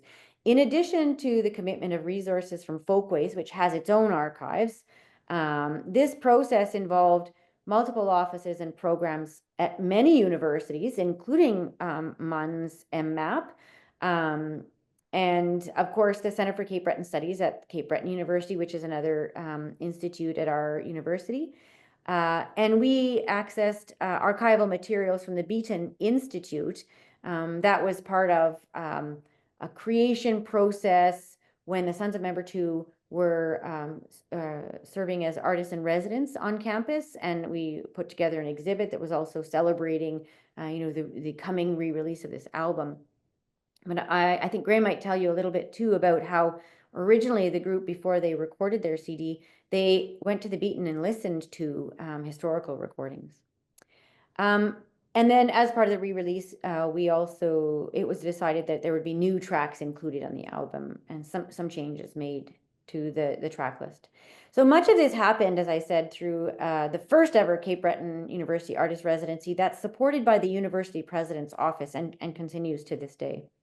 In addition to tangible outcomes, the album, the exhibits, and performances that happened and are continuing to happen, Smithsonian Folkways has developed some new policies and protocols for working with Indigenous musicians, directly informed by our work with Sons of Membertou. So this kind of collaboration is useful. Jonathan mentioned that for the Canadian Museum of History, but beyond Canadian museums and heritage institutions. And I'll say this work that we've done together has been recognized with a SSHRC, a Social Sciences and Humanities Research Council Impact Award last fall. So yay to our entire team, many of whom are here, including the people that I've mentioned and on this panel. So I'm really thrilled to share, as Daryl and as Graham will discuss, we've now released the Sons of Membertou album, Wabanagik. Here we go. There's a slide to some of the community events, and this is the album. I think you can see it. It's on the Smithsonian Folkways Recordings label and the Sound Community Series. The album was released, the street date was February 21st, and on the 22nd, we held a really wonderful community event at the request of the Sons of Membertou at the Convention Center in Membertou First Nation. Now, Jane's going to share with you a little more about the Beaton's involvement in this and similar projects before Graham takes some time to talk about the process and the importance of this project for him, for the drum group, for youth in the community and elders and others in Membertou and the wider Mi'kmaq Nation. I'll just conclude by saying all of this work is being done with and by and for Mi'kmaq people and communities, and through the commitment of multiple local and international archives and other partners a commitment to work together in respectful and caring ways. The relationships, and this is making reference again to, TRC, the head of the TRC who said, it's all about relationships, reconciliation work is. The relationships that have been built through this work have enabled us to access resources like funds and technologies and archival materials. Jane and I have been working together for more than 15 years already, so that's been a trusted relationship as well. So it's enabled us to access these resources and to engage Mi'kmaq knowledge holders with whom we have built trusted relationships. They lead this important work so that Mi'kmaq stories are told from Mi'kmaq perspectives, that Mi'kmaq histories are rewritten to honor their place on this land, so that going forward, we will increasingly hear resoundingly Mi'kmaq voices in sounds and songs that are shared and taught of Mi'kmaq people in our world. Wilalioch, thank you. And I'll just share again the album. You can get that on the Smithsonian Folkways online, but you can also get it in Membertou Heritage Park if you're around. Great, and I think Jane is going to say a few words next, and then Graham.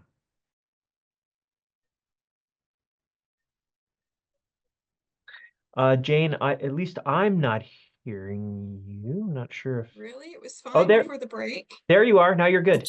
You're good. Okay, maybe it's just, I got to get closer. There, I'll lean in, get intimate there. Yeah, and thanks to Marcia and Graham for inviting me to participate today. For those not aware of the Beaton Institute, I'm going to offer a brief overview of the archive and speak a bit about our sound collections and community work to date, then connect to the exciting Sons of Membertou People of the Dawn reissue project. So the Beaton Institute's a cultural heritage archive, and we operate with a regional mandate for all of Unama'ki or Cape Breton Island. Established in 1957, it's a foundational institute at CBU. We've grown exponentially since the early days, and now probably the second largest archive in Nova Scotia. The archive's namesake, Sister Margaret Beaton, is a Gaelic speaker from Inverness County. She specifically focused on the loss of cultural collections, traditions, and language. This became a significant emphasis at the archive and continues to this day. So working in the field with her colleague, Sister Margaret, she expanded the sound and moving image collection, probably numbers over 10,000 recordings, represents more than 30 ethnocultural groups, including Gaelic, French Acadian, Polish, Ukrainian, and Mi'kmaq. And in fact, the first donation that the archive received were the personal papers of Monsignor Donald McPherson. So included Gaelic correspondence as well as documentation related to McPherson's interest in Mi'kmaq language and culture. And so you can find out more about the archive and the collections at beatoninstitute.com. I'll just pop the URL in there. So for the past decade, the backlog of sound and moving image collections has grown. The bulk of the backlog consists of unique and threatened cultural recordings in need of processing and in order to be made more accessible to researchers. And many of the panelists today talk about those challenges with description and digitization. And so the sheer volume over the past 5 years, it's created a noticeable strain. And the recordings are found primarily on magnetic tape, and they date between the early 50s into the 1990s. So the potential for loss of information grows the longer we wait for digitization and description. And as was mentioned before, the descriptive process for sound recordings and with the metadata selections, it can be challenging to cover not only the technical details, but provide information that brings to the surface connections and context otherwise forgotten or hidden. So also, I'd like to address the challenge. We have a tendency to prioritize older audiovisual content rather than recordings of my vintage or others on the call, including the exceptional decade that was the 90s and the era when People of the Dawn was originally recorded. So we've identified a CD-DVD internal project to try to capture some of this media with an unstable or shorter lifespan, but it's a work in progress. So as a result, we rely heavily on partnerships and champions like we've found at the Center for Sound Communities, like Marcia, Sons of Member 2, Smithsonian Folkways. Collaborating with faculty and community are essential to the operation of the Beaton and the archive. And we try to accommodate the increasing number of requests through reference, digitization, and promotion of projects. And we're fortunate to work with on-site experts at the Center for Cape Breton Studies. We have a similar person here, kind of like Spencer, that helps us with a lot of the technical digitization. And also we have the Olnu Resource Center, which is located physically at the archive, but part of Unama'ki College, and offers great consultation for us around some of our Indigenous projects, Indigenous focused projects. And so the digitization lab, with the exception of 8 and 16 millimeter film, they can digitize almost any other format, but sometimes we need to send things offsite as well. So we're constantly doing advocacy for more stable storage, networking, and migration of website content. We also have externally funded projects, some of which that Marcia has been involved in the past. And so that requires nurturing and maintenance and investment for them to remain viable. And one of the first projects completed in 2009 in terms of making sound recordings accessible is a music project website featuring 4 musical cultural traditions that include Acadian, Gaelic, Mi'kmaq, and mining, which is a nod to unique industrial tradition here in Cape Breton.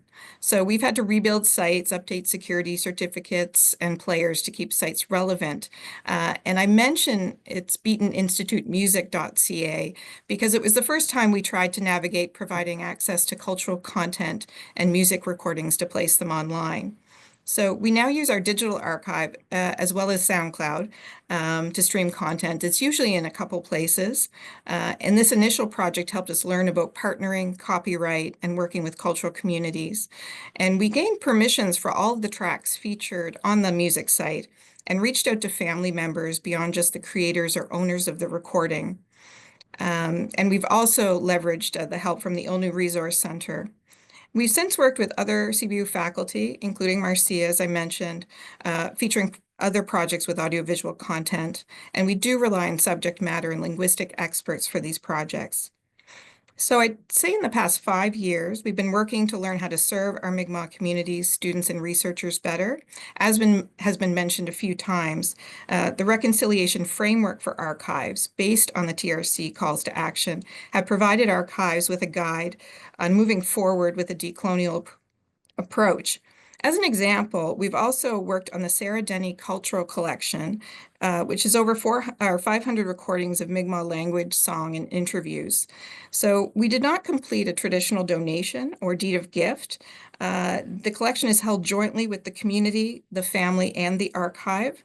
The project lead, Rachel Head, spent over 8 months meeting in community and spending weekends with the family that donated the collection.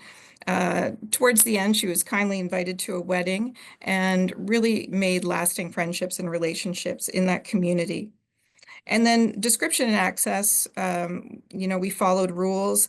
We have taken training in OCAP, ownership, control, access, and possession. And we continue to put the work in to learn about Indigenous related collections and how to work with them. And just a note, through that project, we were able to forward some funding to the Council of Nova Scotia Archives, who have hired Indigenous curriculum creators to create archives training in community, in Indigenous communities, specifically in Nova Scotia and Mi'kmaq communities. So that's something where there will be some capacity building, I guess, through the work that we've been doing. And ultimately, I think, Graham, you say it best when you're talking about the 30th anniversary reissue. He says, you know what we like relationships. He says, come into our communities, come visit us, come see who we are. Let's break bread together and let's get to know one another.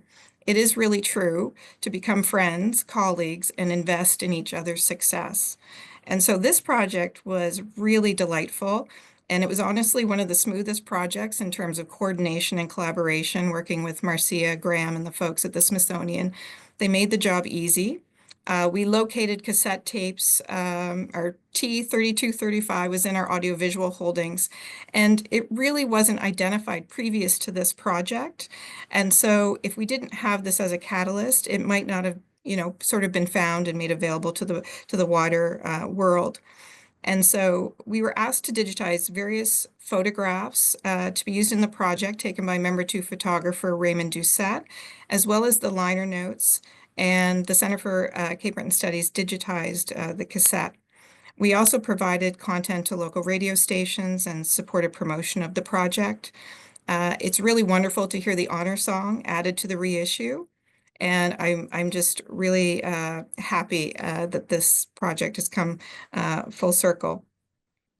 So in summary, archives and cultural institutions must get to know the communities and people they serve and admit when external help is needed. And we've recognized that a number of times. Projects like People of the Dawn reissue, it really helped to liberate archival content that's not easily accessible, that can have lasting, meaningful impacts on language and cultural vibrancy locally, nationally, and internationally. So I'm really grateful to those who continue to work, all the panelists with archives, to collectively move such important work forward and leave a legacy for those who remain after we're gone. So thank you, Wilolio. Sorry about the sound issue. Thank you, Jane. No, you sounded perfect once you worked forward. That's awesome. Thank you so much. And now Graham, welcome.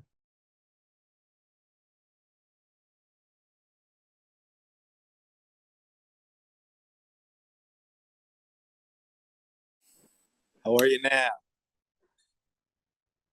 Good. Lalio, thank you so much. All the panelists, you guys did all an amazing job. Coming down to our album, just first off, Walaliak to Marcia and Jane and their continued partnership, and Logan and Maureen for their dedication and support of this project. As a Mi'kmaq person, on the east coast of Turtle Island, the Mi'kmaq people, we are a first contact tribe. Through the pros and cons of that, we had relationship with different nations coming into our territory for hundreds and hundreds and hundreds of years. And the pros and cons of that is language and the saturation of coming together, and the cons of that is losing some of our cultural, our ceremonies, our language. But the most important part of being from Mi'kmaq is that we were able still to save our language. But it was such a really hard and difficult time. Coming from Membertou, there's 13 communities just in the province of Nova Scotia, but Mi'kmaq stretches from Docklancook, which is Newfoundland, all the way into parts of Maine and parts of Quebec and onward. So that's all of Mi'kmaq.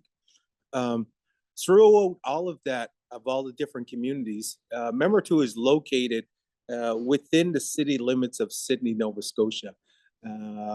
So at that time, there was a time where officials would come in and telling the parents, in order for your children to thrive, you have to stop learning them Mi'kmaq and start learning them English. And it only took a span of 9 months for our community to completely transition over and start speaking English, which was a total loss. The Mi'kmaq language is really a verb-based language that helps identify and helps describe so many things into our language. Coming in that generation, I grew up speaking English first. And it was really during a time our people were in this oppressive state of mind. Living in Canada, it was very hard to be a minority and to have a voice, or to be invited into rooms and meetings all throughout Mi'kmaq. So throughout becoming a drummer since I was a little boy, the real integral part of that was that my aunt introduced me to the drum back in the early 80s. During that time, our ceremonies, our traditional way of life was really frowned upon within our people because there was no self-esteem, no pride into our nation because of so many different resistance and nations coming in and battling with us throughout all the area. What's so important and unique about the peace and friendship treaties of Mi'kma'ki, of what we hold with the crown, is that we have never surrendered any land whatsoever into our territory. They're always just about peace and friendship, and a number of treaties that happened with the British Crown, only because they could not defeat us in battle. They kept on trying to keep us at bay, but at the same time, we never surrendered our land. Now, coming back into our community of Memortu in the start of the group, oral traditions have been passed down for our people for thousands of years. Stories that have been there for 14,000 years. We have archaeological evidence in Mi'kmaq territory that show that our ancestors have been here living, working, and surviving here on the east coast of Canada. That's such a long time, and to have evidence of that is so astounding. So throughout all these oral traditions and oral stories and songs, we were able to pass down so much knowledge, but so much has been lost throughout the area. Our population declined not because of battle, or it was through chemical warfare of different foreign diseases coming into our area.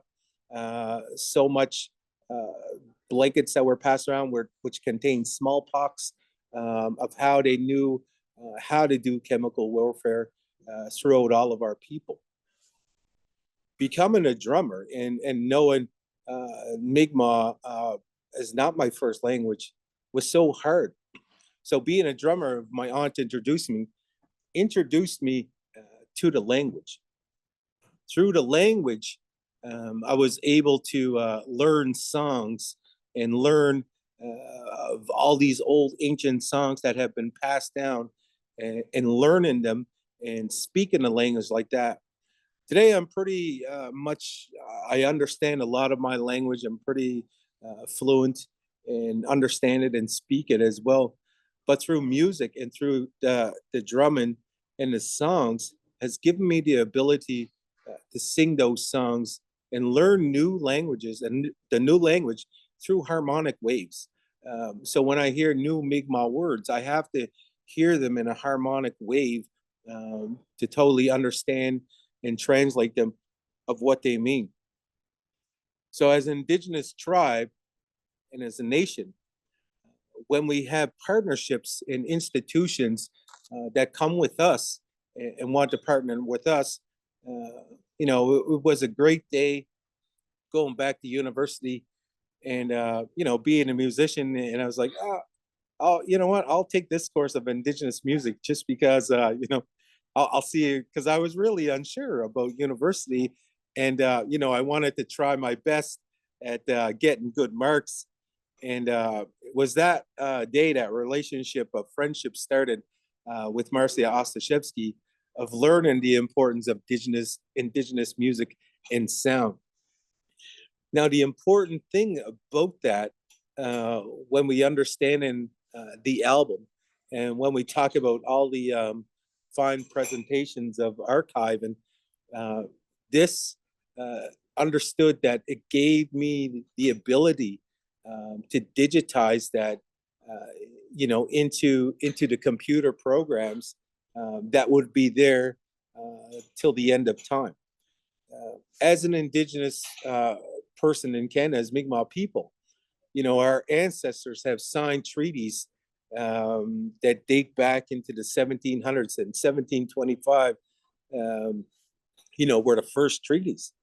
You know, our ancestors and the treaty people within Nova Scotia, that was, they were always generational, thinking about 7 generations ahead and understanding who we are.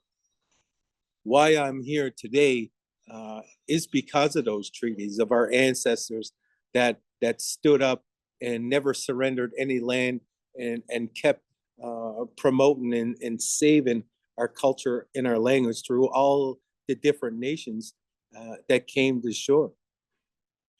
So when I always talk to fellow Mi'kmaq people, I always say our ancestors have left this for us to take care of the land and take care of who we are and one another.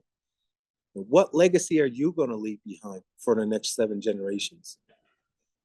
So I can proudly say today that we have done that. As part of Sons of Membertou in the partnership with Center for Sound Communities and Smithsonian Folkways Recording, we have protected until the end of time of digitizing those Mi'kmaq songs and those stories. It was such an emotional and profound project that we helped not only for us, because it was never simply for us or as a group of who we are. No, it's all we are is simply messengers for the next generations, that when we go into the next world, that we have left this to protect and that they can save. It's such an emotional thing of archive and of who we are, because at that same time, we are so honored and grateful for Jane and her team at the Beaton Institute to archive those and to save the so many different stories and songs that were in there. Being a university student in that area, I often visited the Beaton Institute and the Mi'kmaq Resource Center as a way to understand what my ancestors were saying. It's totally different in Mi'kmaq concept of hearing those voices, of hearing the stories of what they've told. And even those collections, in the early 1900s of telling those, we get to make sure that we carry on and tell those stories together. So without the Beaton Institute, without the Mi'kmaq Resource Center, we wouldn't have been able to understand and go into the past to tell what our ancestors were saying. It's such a figure of speech of showing, holding the key into the door, and you're walking in of where your ancestors are and hearing those stories in their voice and hearing of what has happened throughout our area for thousands and thousands of years.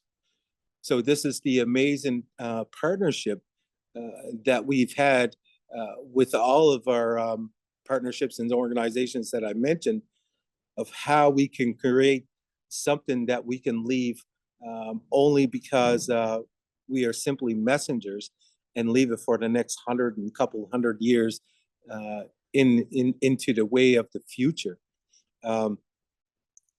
I could sleep better at night, and the nation feels more safe and more welcomed and more comfortable that now they can go into, and get a CD or digitize it, or go onto the social media apps and obtain this album, because it gives them the opportunity to learn the language as well, and to understand of who and what we were doing in these decades that we live in. We're always talking about present and how we are, but in our past, in our lifetime, and 20, 30 years ago, and what are we going to think 10, 20 years ahead? As Mi'kmaq, it's always generational thinking of understanding that I want to leave this legacy for my children's children's children, and making sure that they understand that their ancestor, me, will understand the knowledge that I've obtained from my ancestors and my elders, and bring that on to in the next couple hundred years. So without this partnership, without archiving, it's so, it's here in all the panels, and it's such amazing and scientific work, but coming through an Indigenous perspective of it. Once I know my stories and the songs are in there, it's more comforting that these will never be lost. And coming from a people that we were almost extinct. Every single Mi'kmaq today is a walking miracle of the trials and tribulations and genocidal acts have happened to our people, but all Indigenous peoples in Turtle Island. And this partnership means so much that it becomes more honoring and more comforting, and how the TRC calls the actions and how we exercise it. We have a lot of people that would talk the talk, but Smithsonian Folkways Recording and Center for Sound Communities, and Marcia and Jane, we are walking a walk. And this project is a true testament that we have left for who our people are. Because when we have strong non-Indigenous allies, that creates an amazing recipe and succession plan of how Indigenous and non-Indigenous people can co-succeed with one another. Because who we are as coming into our people and signing those treaties, it's not just the Mi'kmaq that have signed those treaties. It was with the Crown, the settlers. They are treaty people as well. So we are all treaty people. And the legacy that we have left behind is in the form of archiving our work until the end of time. Walalio, Missy, thank you. Very inspiring. Thank you so much, Graham. Okay, well, we are almost at the end of our time. I want to just I think we have a couple minutes for a last bit of questions today. And I think we could open that up to all the panelists at this point. Any questions or comments or thoughts from anyone?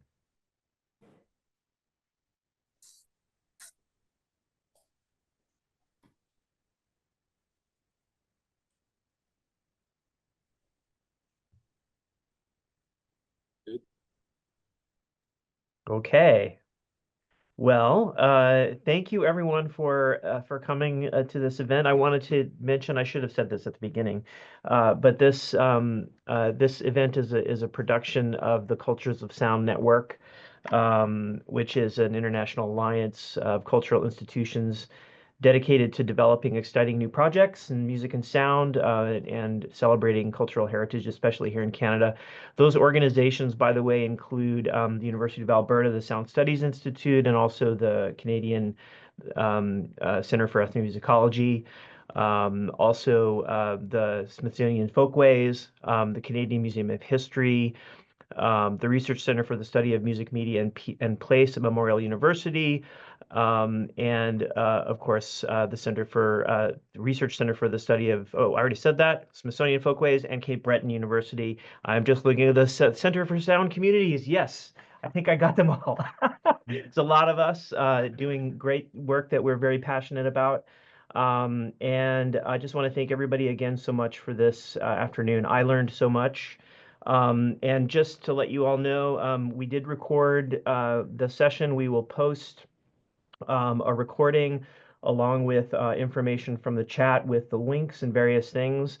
I think the place for what we can say, Tom, correct me if I'm wrong, since I'm just doing this like off the top of my head right now, but I think we can post those things on the Sound Studies website. And so, in fact, just for those of you who don't know our URL, this is the URL for the Sound Studies Institute. Also, we can perhaps mirror this information on the Cultures of Sound Network website, which I'm also putting here in the chat. You can learn more about the Cultures of Sound Network there. We will post all the information on both websites, and feel free to let us know if you have any questions in the meantime. Thank you all so much for coming. And does anyone have any last thoughts or questions? Yeah, I just wanted to say, Scott, like, yay Yes. team, this is the first ever Cultures of Sound Yes. Network workshop or presentation, right? We're going to do a series of them, and this was the Yes. first one. And how wonderful that so many people joined us. Thank you so much. All of the speakers from all the different partners, but people from around the world have joined in today. We really appreciate the support, and we'll look for you next time too. Yes. Thank you all. Anyone else? Anyone last words? Thanks. Okay, well, enjoy your Monday and the rest of your week, and let's hope we all survive, and all the things that are going on in the world. This positive energy is going to help me get through this week. So excellent. Okay, see everybody. Thank you. Bye-bye. Thanks. Bye-bye. Thank you. Thanks. Good to see you all.